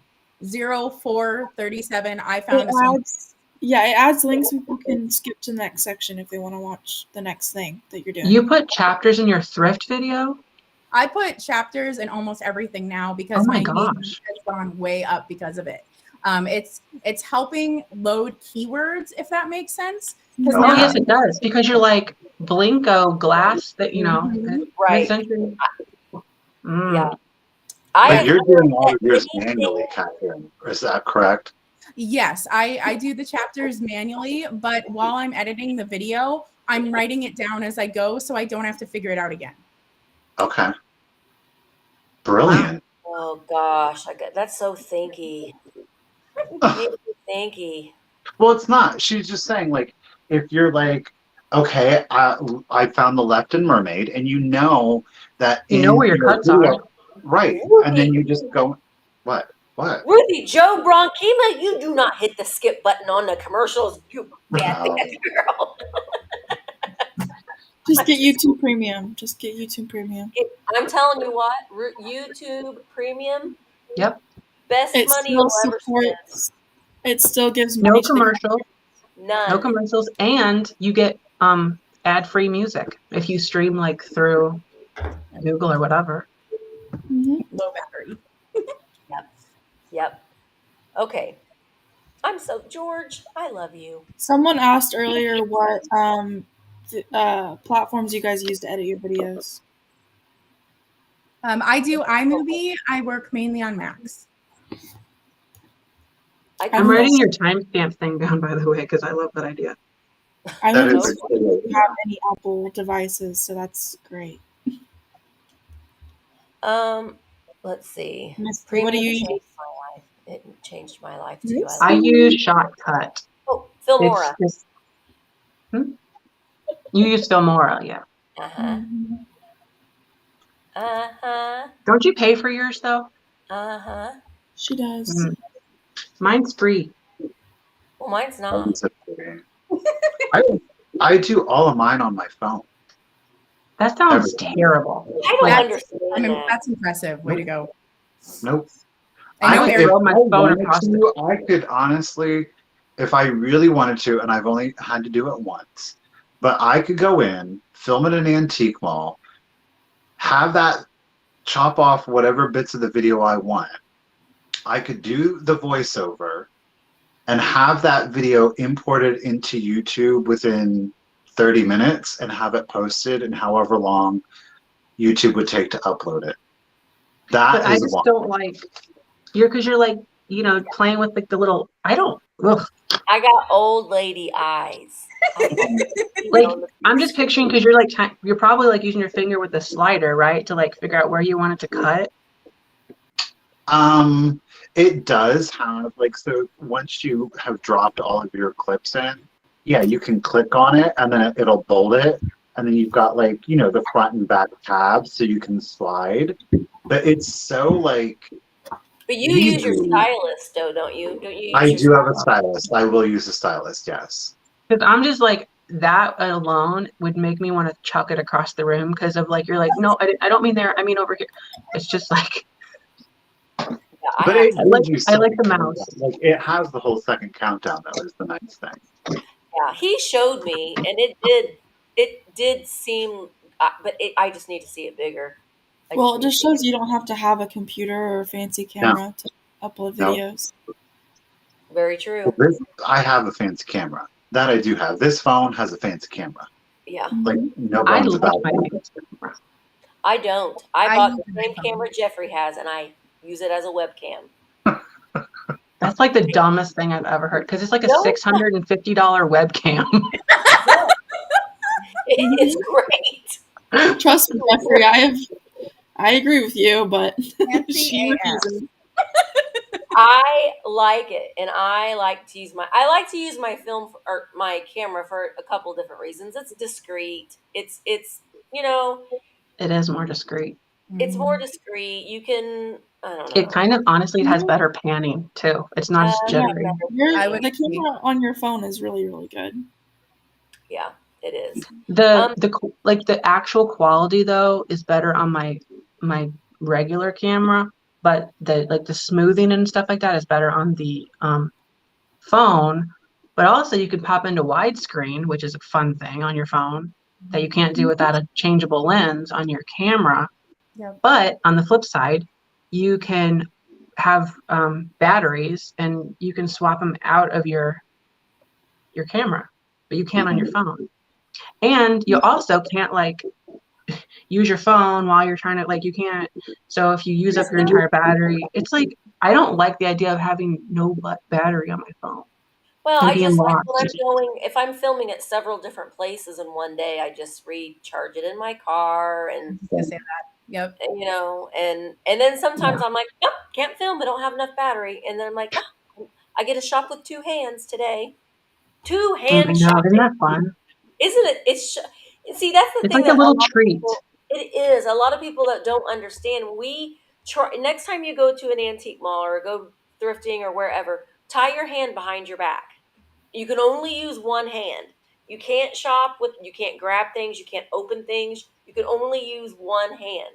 And so it does make you, it handicaps you a little bit. And yeah, you can lay your stuff down, but then you're filming it, but then you're filming the shelf, and then so And then you think Tomorrow, that you have it securely in your hand, and you're like, no, I don't. I got to cut the camera off again. You Yep. think, and then you're like, no, that's not in the right angle, and you got to cut it. See, and you're just like, you spent 5 minutes with this one thing that you normally just flip over and set back down. yeah, I know. tomorrow's video, I'm literally thrifting with a coffee in my only hand, and I have to keep setting it down. I'm like, where did I put my coffee again? And that's on the video, so it'll be fun for you. But Oh, that's hilarious. So Mickey, if I used premium, do you folks still get ad revenue? we Yes. do. Yes. It's a win-win. And It's a probably win-win. usually more ad revenue than normal because there's Yeah. not the option to skip anything. Right. True. I had seen, yeah. Yeah, the skippable option ads, you guys are the ones that we actually, when you don't skip them, especially when the ones that are on the introduction and the ones that are on the end are the ones that we will get paid the most for, provided you don't skip them. Now, if you were to come into a video and the introduction commercial is 2 minutes long, is anybody going to expect you to sit there and watch a 2-minute commercial to watch a 15-minute video? No. But that's the truth of it. That's the truth of it at the end of the day. My mom watched a 30-minute video once because it was on my. Can we talk about that? Can we talk about that? Because Michael found out what that is. That is not actually a commercial.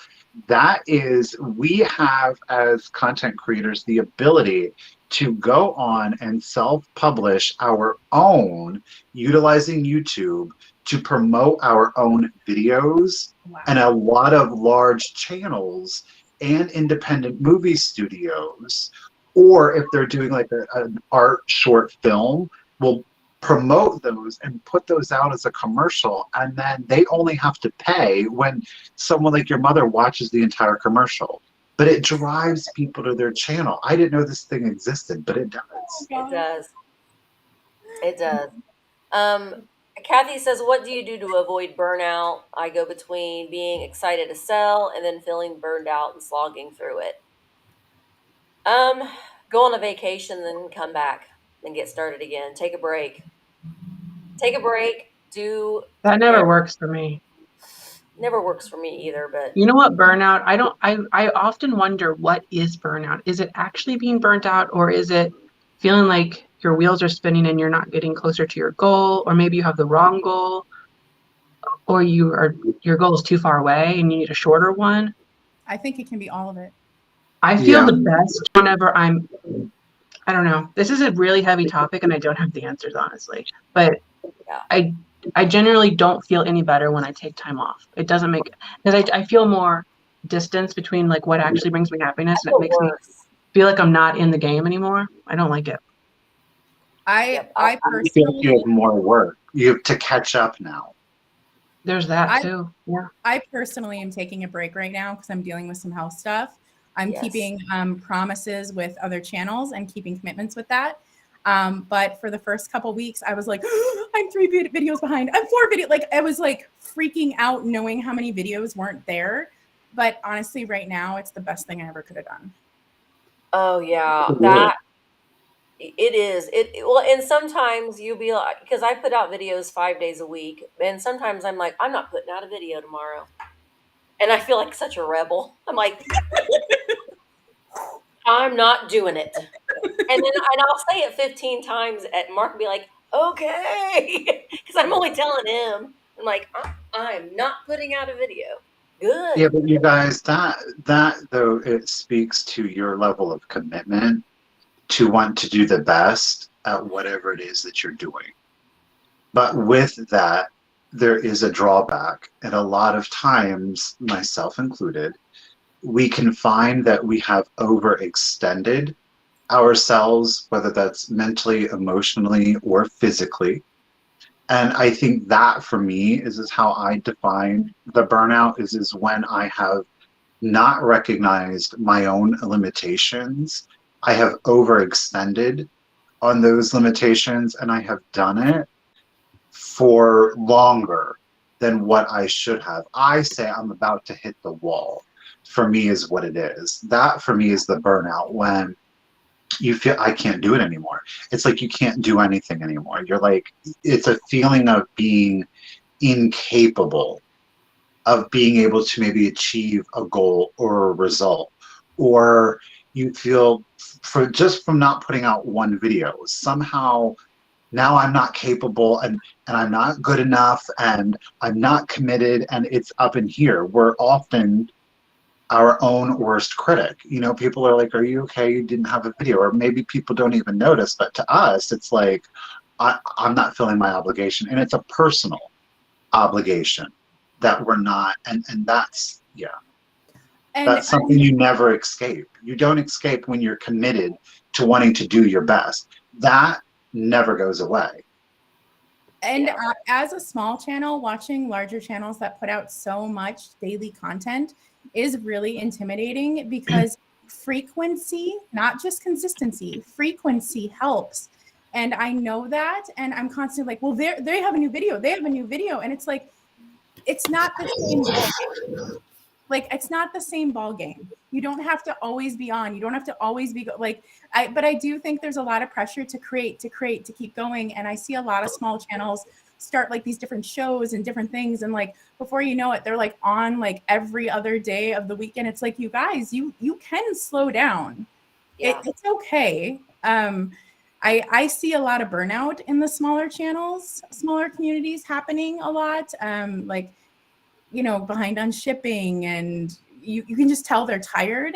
Well, And it's my thing is with the behind on shipping. That means you need to stop having so many sales until you can get caught up on your shipping.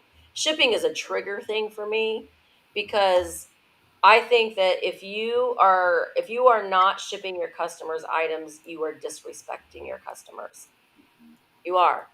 If you are going and you haven't shipped, you're having a sale this week and you haven't shipped their items from last week, and you're like, that to me is disrespect. It just is. If your customers are taking the time to watch your item, to watch your sale, to support you, to participate in, to buy your items, get their stuff out to them as soon as you can. And You know, you I can have want a to, shipping day set up each week, and that's your day that you ship from all your sales that you've had that week, or those your 2 days.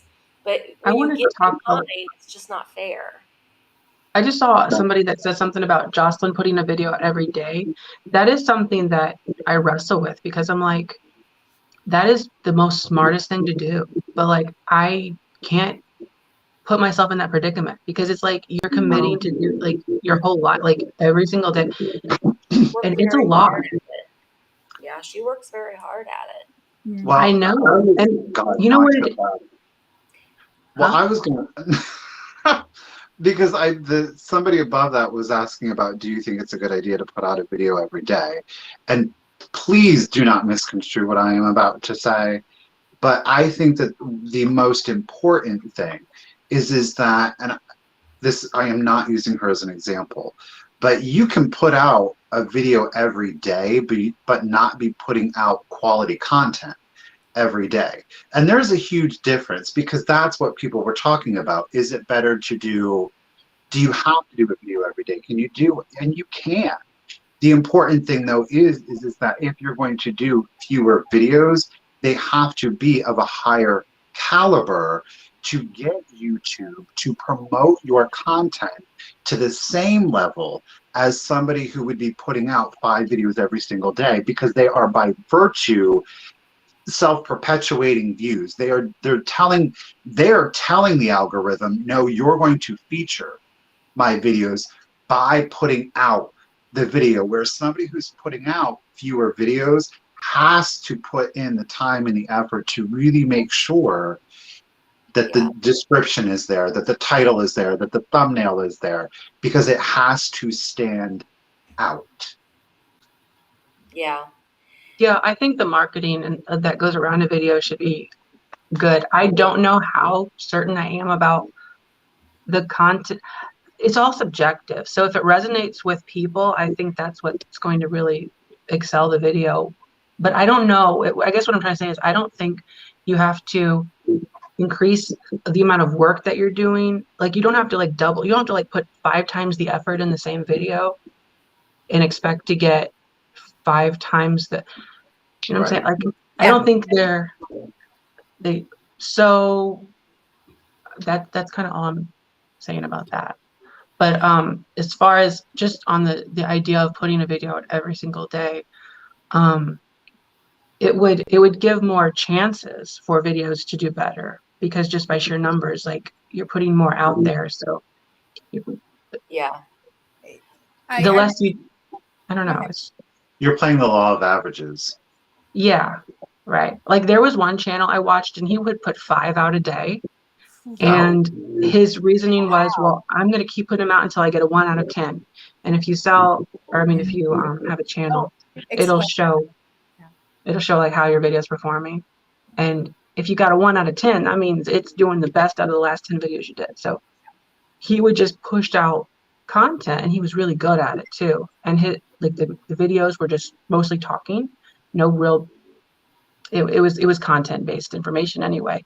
So it was very simple to produce, but he was putting out a lot of content, and for the hopes of one of them is going to take off faster than the others. Katie Girl had a thing about, and I took it off, but essentially she was asking about, do you think that, there's a lot of talk shows like what we're doing. A lot of people are doing these talk shows and chats and everything. And do you think that that's too much? And I don't know. I don't think so. I think though that you have your viewers that are going to be there for you, and they're going to watch when they can. And I think everybody's different. And I'm seeing a lot of different opinions in the chat. And I think that it's good. Some people are saying, I don't like too many sale videos are going on, or there's too many Goodwill videos. I'm sick of Goodwill videos. I'm sick of antique mall videos. I'm sick, and so I think that everybody has a different thing that they want to see, and we're not possibly going to make everybody happy. I think that the most important thing is, as a content creator, you need to be doing what makes you happy. And yeah, and if you don't like to do shop with me's, you don't have to do them. If you don't like doing live sales, you don't have to do them. Right. I think you should have a variety of them. And the moment, and I said this before, the moment that stops being fun for me, I'm not doing it any longer. Well, it's a trade-off of time. Everything you do is a trade-off of time. If I have a sale, I know that there are tail ends to that. I know that there's a ton of packing, shipping, invoicing. That is time I am not using to make a video where I make some silly project where I make a vintage purse or something. Yeah. I know that I can't make the other content because I'm working on that. I know by being live tonight, I can't edit another video. I'm doing this. I think it's a trade-off of time, And I think you have to ask yourself where you want your time. And honestly, for me, I do not like being live. I mean, this is fun. I enjoy talking to you guys, but I am going to be exhausted tomorrow. Yeah. And that is something I have to be very aware of. So for me, being live is something that I ration out only for the cool kids, only for you vintage rescue squad, because I love you. Oh, well, we're honored. But it's something I have to be very mindful of because I will be wiped tomorrow. Yeah. Yeah. I Well, think, go ahead, Michael. Go ahead. Well, I was going to switch on to a different topic. So, Oh, well, I was just going to say that, you know, if you enjoy watching the live sales and you want to participate and you want to support one of your favorite resellers, I say all the time, please just buy things that you genuinely want and that you genuinely would like. Don't feel like you have to purchase something from a sale, because you don't. Um, and there are so many sales, and there are a lot, and you're going to decide which ones that you want to watch and which ones that you maybe don't want to watch. But what the sales that I might want to watch are different than the ones that Emma wants to watch, or different than the ones that's what's the beauty about this. Everybody will have their own kind of favorites that they like to watch. Okay. So well, you know what, that's interesting because, and I think we can kind of tie it into that. No, I'm not going to, but I'm seeing a lot of people I'm not going to, but a lot of people are talking about a blogging style and the integration of maybe more personal information that's being shared into a shop with me video. How do you guys, is that something that you guys would consider doing? Or like sharing part of your private life while integrating that into your vintage shopping reselling channel? Is that something you guys would consider? And I'm not talking about like I'm going to Starbucks, but I'm talking about like legit personal things that are going on. Are those things that you guys would ever consider doing? like health, I do. I know Misty does too, right? like health journeys. Health journeys, I've done personal issues, problems. I mean, I've even done a whole video on body acceptance on my channel. Yes, and I love that you're doing that. I love that. Okay. So I can tell you right now, like as far as like niching down, it's not the best thing to do, but it's like we've talked about, it's the right thing to do for me. So well, so I think what you're talking about is just, so whenever I have a live sale, I tend to just like randomly say things that's going on in my life, if that's what you mean.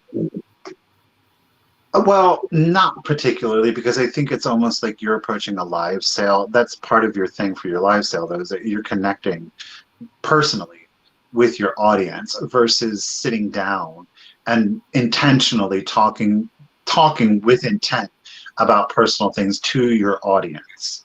Is that something that you would consider doing? Like, you don't know? I don't know if I would go deep or anything. Okay. I'm not a YouTuber, but I feel like some people might also do YouTube to escape their everyday life. So maybe not saying all of their business is, Kind of. I don't know. I think, but I mean, I'm saying that's just what I would do. It depends on the person. Like you could do whatever you want. That's the great thing about YouTube. So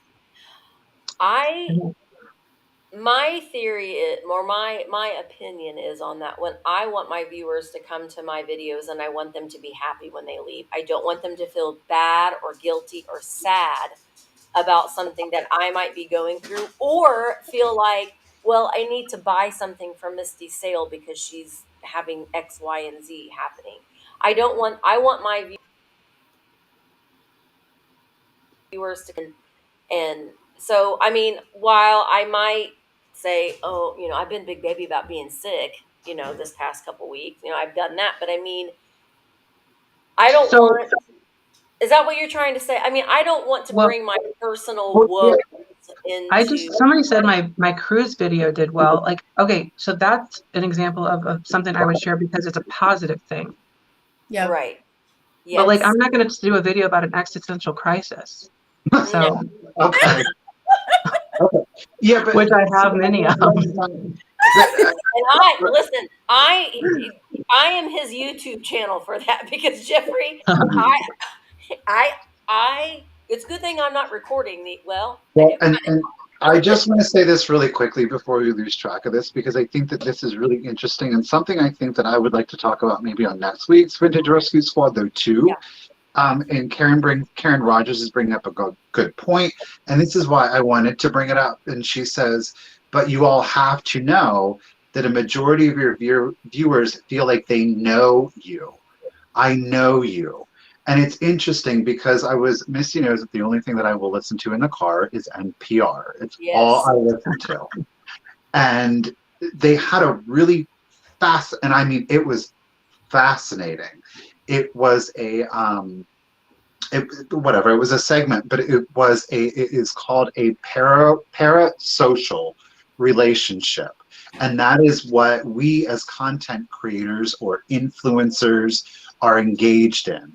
And viewers or subscribers are part of that relationship. So people are watching us and they are getting to know us, but we know nothing about them.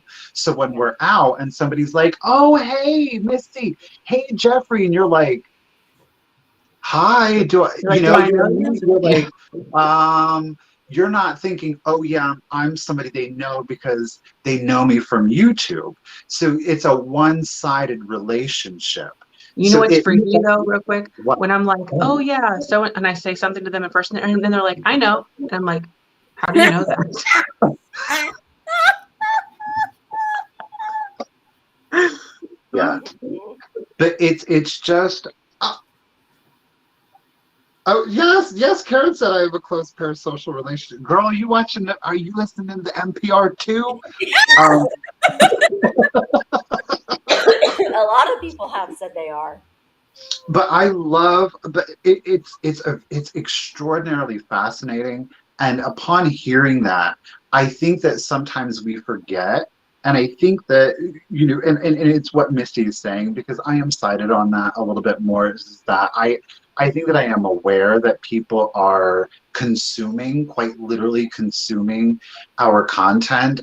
And we don't know where they are in their station in life and what the content is that could mean to them, or the kind of relationship that they are building with us as content creators. So I always am very conscious of trying to be funny and uplifting, and I want to make people laugh, because I don't know, that's the most important thing. But the parasocial, anyhow, I could go off on a tangent. We'll just shut up. So the only thing I could say about all that is I agree. And instead of like preaching about like, here's what you should do and here's how you should live, like I just do it by doing it. And then if people can kind of absorb that just through the videos, and I hope, and hopefully that makes things better in their life. That's all. Yeah, no, but that's what a lot of people are saying, is it's the distinction between having same or similar content and what is the differential, because they could say, I don't want to see a Goodwill video from Misty, but I'll watch a Goodwill video from Jeffrey.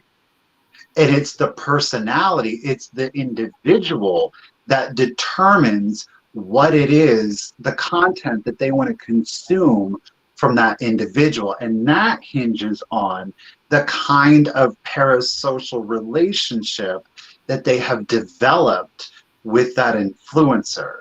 So we're getting into the very deep psychological aspect of sharing our personal lives or personal antidotes with people who are watching, because we don't know the extent of that relationship and what it can do in regards to business and putting out additional content. But well, I don't know. I think it's because we all have different it got deep.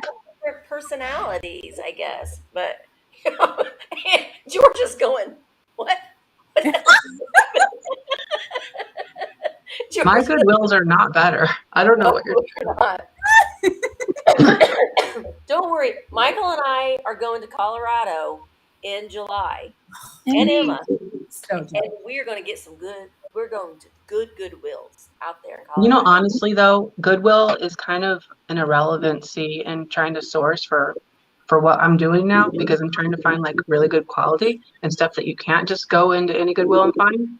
It Yeah. works But we're well. convinced, Jeffrey, no, we're convinced that all of like these, out there in the deserts, you can go into these magic Goodwills and find like Van Briggle pottery On the shelf. and pull it off the shelf for $3.99.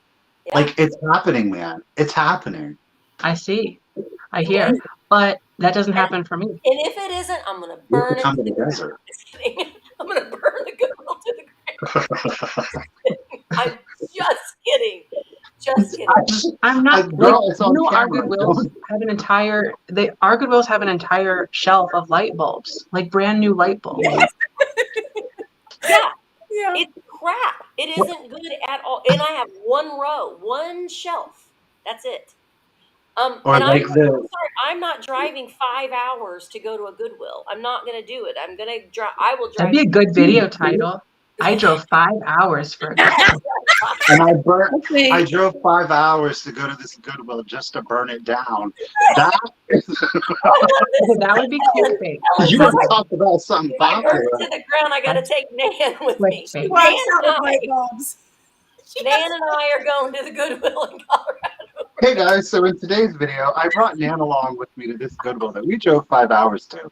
It's totally her fault, as you're going to see. Timestamp. She'll be back there twiddling her lucite candles. Anyway, so Katie says there is a fine line of telling people what's going on in your life versus using YouTube as a group therapy session. Yeah, I mean, but in some aspects, that's kind of that person may be really lonely, and they're getting it out there. All I'm saying is, and there will be people that want to watch them. You hear. Don't fall for every sob story you hear. Right. There are massive YouTubers that's what their content is nothing but Hot Minutes Express, and but they do it. I don't know. That's the thing. It's like they self-exploit themselves in order to ingratiate people into them, and then it's just like it's watching a train wreck, and they know that, but they're getting paid to let people watch themselves be a mess. Susan has an idea for you. What? Just do a video of you driving around listening to NPR. Nan's in the chat. Susan, we could, but it's going to be copyrighted. Every morning. It's copyrighted. It wouldn't work. Yeah. It's not very exciting, Susan. I mean, I could do that. I would do that. I could do that. I can listen to NPR, and then I can be like, today on NPR, my take on NPR today. Nan, let me just tell you guys, Nan, I'm glad that you're here, Nan, because I went to the post office this morning and I got a package from Nan. And when I saw it, I was like, did Nan send me that? She sent me the sweetest note and some little goodies and a sweet little doily. I loved it so much, Nan. Thank you so much. I'm going to be sending you something back in the mail too. But yeah, I was like, were there matches in here, Nan? Maybe she said, Misty, here is a hunk of a piece of lucite that I already started to burn. Now you can burn the rest of it. Because I want to know what it looks like. But anyway. This is getting deep in a different kind of way. Uh-oh, okay. I want to burn the lucite. What is NPR Ruthie? Google it. For Just real? put the letters in Google. You'll see. Oh my!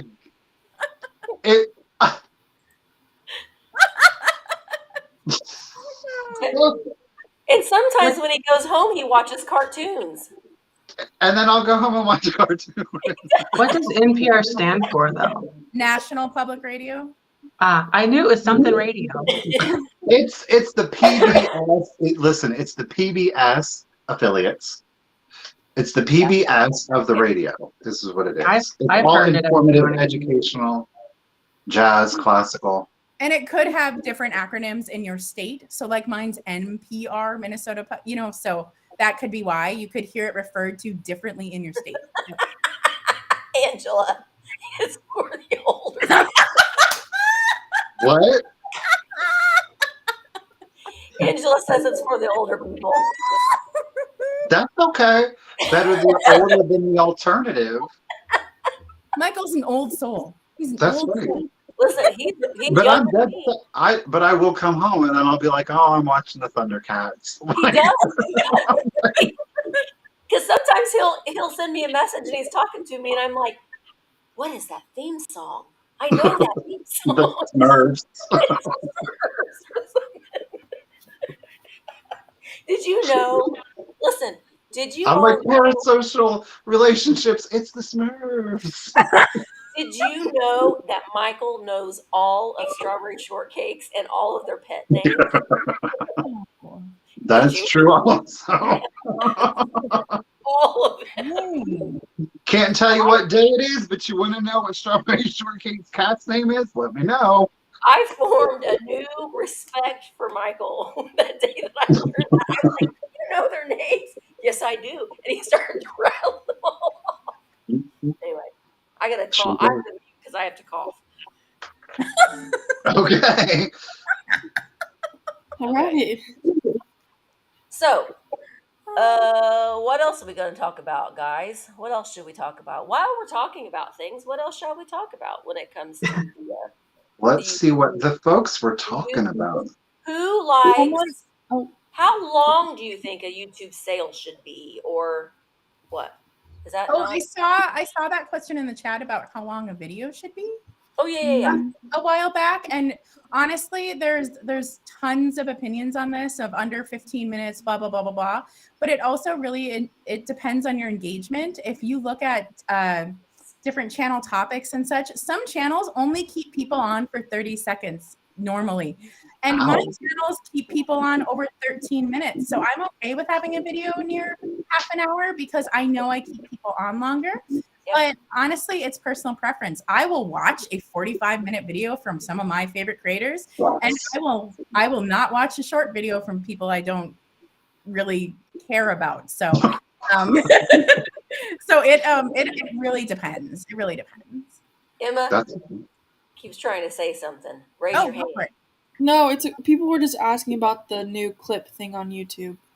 They were confused about it, so I was gonna explain it. But go ahead. Shorts. Yeah, no. So on your guys' live videos now, there's a little scissor icon. I don't know if you guys have seen it, but while you're live, maybe it's also after you're live. Oh, I have seen that. Yeah, you can clip and share. YouTube's trying this out because another popular platform does it, Twitch. And basically you can it's basically a highlight. You can clip, like, say, for this 30 seconds of this live sale last night when Baby Secret was on. You could clip that and share it to your Instagram or Facebook or whatever. It's basically just creating a funny moment clip that you can share with other people. So. Oh. Yeah. Emma, you're gonna. I didn't know about this. Cool. Mm-hmm. Yeah. It's brand new. They're kind of experimenting with it because it's popular on other platforms. So. Well, I'm still trying to figure out the whole shorts thing. Somebody, Mick, mentioned that YouTube is doing it because they saw success in Instagram. Oh, I'm so mad about that. Did y'all get the notification? And I totally missed it. They were doing it. They like the Instagram incentives. And I totally did not get the notification, but YouTube was giving content creators. Yes. Did they send it in an email? No, it came up in the stupid notifications. And who reads the notifications? I don't read the notifications. Yeah. Isn't that what Misty did? You had to do so many shorts, like this a day or this many a week, and then whatever I don't know, because I saw it the last day of the stupid thing, and I was like, oh. Yeah. Misty made a lot of money with that. Not a lot of money, but I did make some money. But Instagram monetization is horrible.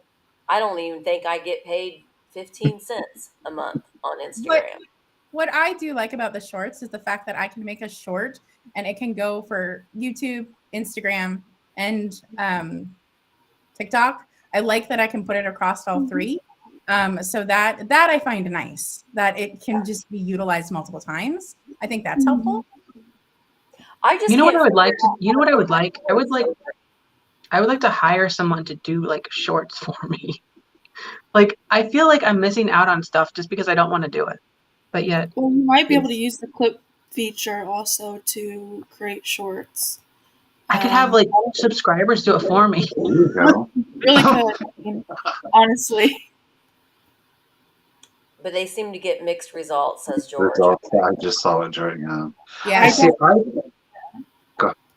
No, see, I don't personally watch shorts. I don't know.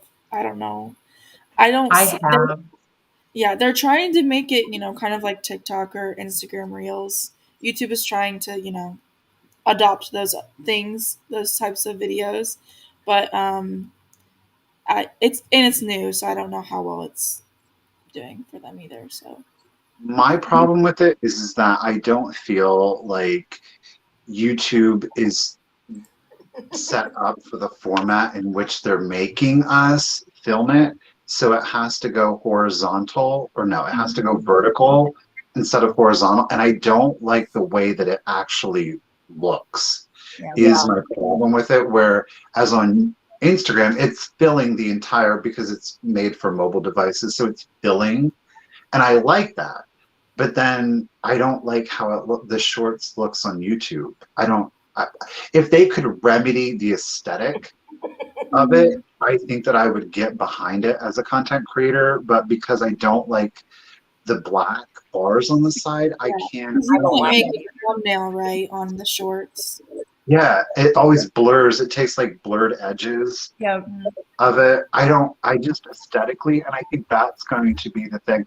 There's some free advice for you, YouTube. If you fix the aesthetics of it, cool. But if you want to keep it like that, well, it looks sophomoric.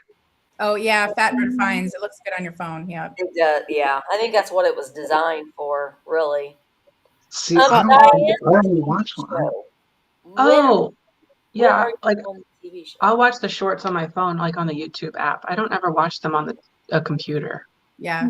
But they still show up and they look weird. Yeah. They should just not show them on the desktop or a computer version. Right. Yeah, I'm loving George's shorts. Me too. Sounds like a horrible thing to say. I'm loving the shorts, George. Oh. But yeah, I like fat bird finds too. yes, I can't do them. They're too short. I can't figure it out. I got a lot to say, and I can't get it all said. But y'all do shorts anyways on Instagram as like previews of what you're going to sell. It's basically the exact same thing, and you would just throw it over. Like I don't know how to throw it over. Where am I keeping it that I can throw it over? Well, I would download it from Instagram. I would download it and then just throw it over. But like both you and Michael know how to make the content. But can we? Oh, and how, Misty? I think you told me that we can have quote unquote copyrighted music in a short, but it can't be over 30 seconds. 15 seconds. 15. 15 No. seconds. No. And why can Instagram? Well, no, because we're monetized. That's why we can't use copyrighted music. But I'm monetized on Instagram. Oh, that's right. It's Meta. Meta owns everything. Yeah, they're going to own the whole universe eventually. The metaverse. The metaverse. Yeah. So I mean, I don't know. I think at the end of the day, we're all just trying to figure things out, and I got an email that really kind of bothered me, and it's something about we're all just trying to figure this out, and and there are only so many things that we can do as far as a content creator, and there's so many of us, and there's only so many hours in the day and time in the day. And someone was saying, maybe you could do something to help the little guy get. Oh, And I was like, I think people sometimes forget that every single one of us here, we all started somewhere. We all made that first video. We all were trying to get noticed and get seen. And the thing of it is just the consistency of doing it and making it fun to watch and enjoyable to watch, and not have it be a cookie cutter. I don't know what else to say. So it really kind of rubbed me the wrong way. It really made me mad. So, I mean, I don't mind helping people that I like and I talk to and stuff, but just for friends. But this is my business, and no one's talking to Walmart and asking them hey, why aren't you going around the United States and helping open up mom and pop shops again? Why aren't you helping them? No, and we're you know what? We're still small. I'm a small Oh, business. absolutely. We are all small channels. I mean, Like, but that is, and I won't get into it. I promise I won't. But that goes back to the parasocial relationship, is because there's a familiarity, and that goes back to the initial topic that we were talking about, was the branding, and it's the distinguishing between, are you Thrifter, are you Misty Pate, Thrifter, Junker, Vintage Hunter, Jeffrey, are you real Nifty Vintage? Because if there is no distinguishing, then people feel comfortable approaching the person and not the Walmart, because Walmart's just a business. But you guys aren't just a business. You are people. You're Jeffrey, you're Misty, you're Catherine. Therefore, you are inextricably combined with, you're not just a business because you're a person. You're not just a person because you're a business. So it's this weird sphere that we exist in. yeah. I mean, and we're all human, and we all have our own lives too. Besides this, I mean, they're very much intermingled into one another. and by the way, yeah, I was reading some of these comments that what you read, I didn't even think about it, but saying that you need to help the little, out of everyone, are you kidding me? You do the most. So I don't know. No, I don't think that. I'm only here. Yeah, I'm only here. Talk about little, talk about non-existent. But it's like, I have to help everybody. See, you just said I'm not it. giving everybody a chance. You have been doing that, and then you get to this point where people expect that of you because you've been doing it, and that's the thing. Sorry, I blew my nose and I forgot to mute it. But that's the whole thing. You've been doing that your whole career, pretty much up until this point where you're like, oh, I'll help them. I'll do a live sale with them. I'll help them do this. I'll tell them how to do this. And it's like, you can't do that exponentially and continue.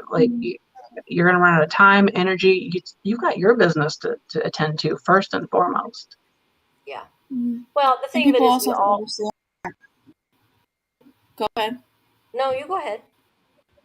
They have to understand that you can't just expect people, you have to also put in work. You can't just go on someone's channel and expect to make it all the way just from, going on someone's channel. You also have to make quality content. And so, that's all You do. I mean, all of us have been on other bigger channels and have gotten subscribers. I mean, you have a sale with someone. I mean, Catherine and I had a sale together. I got subscribers from Catherine's people that weren't subscribed to me. So it doesn't matter the quantity of people that you necessarily have. It is if you're putting out good content. And I am going, and I am very selective on who I am having live sales with, because I want to have a live sale with someone that I know takes their business very seriously, and looks at it as, treating their customers with respect. They're established, I guess is what I'm trying to say. They're an established reseller. Because I can't anymore. I can't just,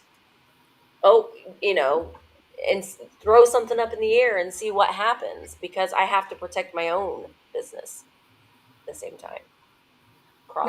You all have been super insanely generous to me with everything. Like I know I'm like the teeny tiny baby channel here, and I am uber appreciative, and I always want to bring value. I always want to show up and bring value for you. I want to advertise for you. I want to make sure I'm talking about stuff that's coming. I want to provide you with ideas and things and be like, hey, what about this? What about, like it's some of this is on me too. Like I had a sale with Misty. I advertised the hell out of that. She did. And it's like I want to bring and help, and but I do not take for granted all that everybody in all these boxes have been super valuable to me. And I got to meet a lot of you in person too. Yeah. And that was really lovely. Michael, someday. Well, I want to say that you definitely brought value, and you brought some amazing ideas to the table. And that's the thing. It doesn't matter how many subscribers you have or you don't have, or it just, as Misty said, she has more subscribers, yet she achieved getting subscribers from Katherine, who is a smaller channel because she has fewer followers. But at the end of the day, and I think that it was Jody Renshaw that we had on, and it is again a perspective that I think is very important for us here, regardless of whether we are content creators, whether we're engaged in the chat, no matter what it is that we're doing.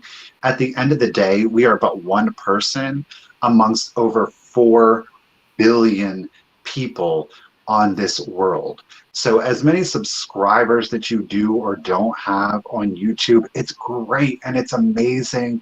It's fantastic. It's representative, can be representative of dedication and hard work. Not always, but at the end of the day, there's over 4 billion people in this world.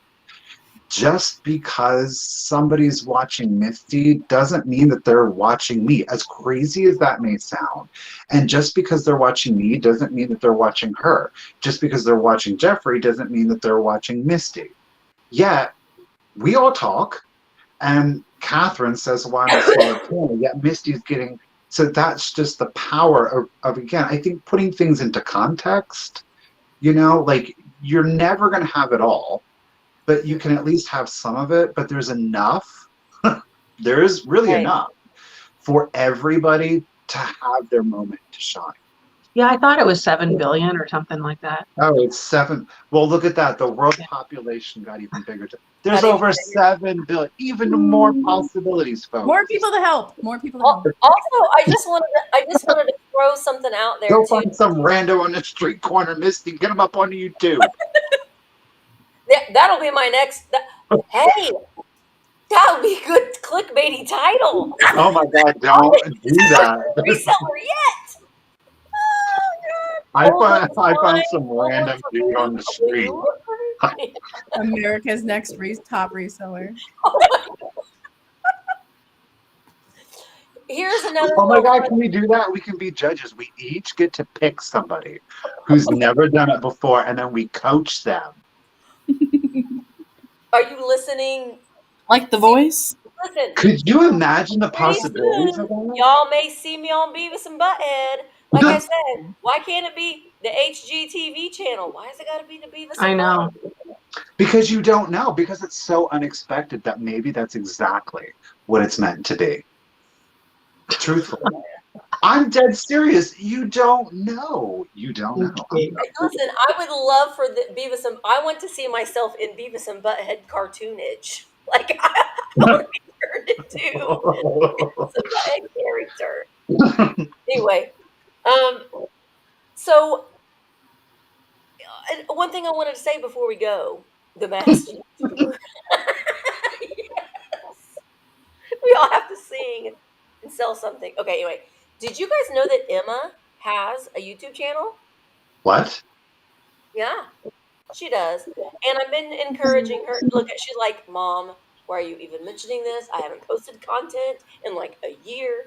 But Oh, it's we been more need to than a year. we need to encourage her, because I think that she could post some content about how to, maybe make a logo in Canva, or how to make a good thumbnail in Canva, or how to make, she could do some content like that. See, I would watch that. I would watch that. I would watch that. So y'all Mhm. need to, she needs to do a YouTube Well, channel. people were talking about this too, when we were talking earlier, but it's really hard to watch yourself on a video and listen to yourself. And that's kind of where I You get used to stopped. it. You do, Yeah. remarkably. Someone was asking about my merch, and Teespring goes up to 5XL. Yes. And I am a 3XL lady, so I wear larger sizes, and I quality check stuff to make sure vanity sizing was not a real issue. And I will put the link to my store in for you. I'm trying to see what size mine is. Mine is an extra large that I got. And it is very true to size. You can't really tell, but I love it. I love it. Love it. I love it. I love it more than There's mine. the link, guys. All you have to do is click on it. Yeah, that's all you gotta do is click on it. It's great. You won't be disappointed. It's really great stuff. And I washed it, and it washes up really nice too. The one that I And wore.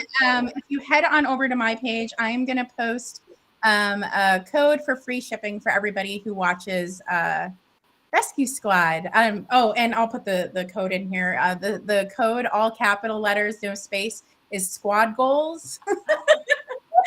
I'm gonna have to go order more. Yep. So free shipping. But it'll be on my community tab, so you can find it. Yep. This is the V-neck option I have on tonight. It is the V-neck option, which I like too. Yeah. So, yes. Oh, And I and just put go ahead, Jeffrey. I just put my tape in the description or in the comment and whatever the hell it's called in the thing, so you can get some shipping tape. Yay! I don't Great. have. I use it. I It love looks it. like this. I don't have any with me. It's round. It comes in a roll. It's round. It's sticky. I told him he needs to make some tape that just says in real big, bright letters, "Thanks so much." One of them already has that on there. But It does, yeah. only that. Thanks so much. All the way around it again and again and again. Okay. So No. you guys, we're reaching the 10 o'clock hour. Thank you guys so much. This has been we had a lot to say, but I think that it was a really good conversation to have. I'm definitely going to have Emma school me on the little cutty things, because I don't understand that whole thing. But I guess, here's the thing though too, with YouTube puts out videos that are really pretty good at explaining what their new updates and stuff are. So there is YouTube Creator Studio that you can go in and you can watch their videos, and they're really helpful. They do break things down um, a little bit for that as well. But this was a great conversation. I really appreciate Emma hanging out with us tonight. I love it when she's here, and Catherine for coming on, and Jeffrey for coming on, and Michael. I talk to Michael and Jeffrey all day long, and we get each other through the day. But this was just a really, I think, a well-needed conversation, and we really try to, on these vintage rescue squads, to kind of lift the veil and kind of be real about some of the stresses, some of the victories, and some of the stresses that go along with doing this kind of a gig. So, Okay. does anybody else have anything that they want to add before we go? What Thank you all. Where are you going to be next, Jeffrey? What do you mean?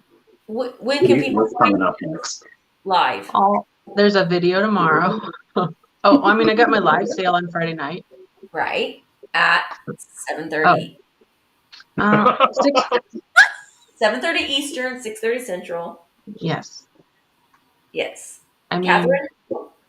So the next time you are going to see me, I will be taking part in a group drop sale. And so that will be March 10th. You'll see it announced soon. Misty is part of that too. It is. I've got to figure that out. So that's when you will see me next. And then I do have one more live sale already on the books for March. So those are the 2 next times you will see me. And on Tuesday nights, I moderate Ariana's sale at the Withering Cottage. So you'll see me there tomorrow night. I'll be running the chat there. Yeah, I love it. Oh yeah, Ariana's video. I love Ariana. I just love her. I love her. Emma, we can see you next. She maybe I can get Emma to come in and to a live sale every once in a while. She can come and join us on Sunday nights every once in a while. I don't think she doesn't like selling live at all. But, well, you know what? You can find me and Michael tomorrow at 1:00 Eastern Standard Time. Yes, Michael is selling a Miss Purse cookie jar. Imagine that. Nice product placement. Yeah. So 1:00 Eastern on my YouTube channel. And then on Wednesday, I'm having a live sale with Patrick, the Trusty Huckster Mercantile, at 1:00 Eastern on my channel. And then at 5:00 Eastern on Wednesday, I'm having a sale with Yvonne Thrifty Rich, the glowy sale. That's awesome. That is awesome. Yeah. And that's going to be on her channel. So looking forward to that. So thank you guys so much for coming, and don't forget to hit the thumbs up on your way out. Make sure that you go into the description and follow all of these links from all of these lovely people, all of their I will go back and put Emma's YouTube channel in. And if you are looking for someone to maybe do some merch or some social or some designing things for you, fill out the questionnaire in the link in the description. That will get you linked up with Emma. So, all right. Good night. And stay weird. Okay. Bye, guys.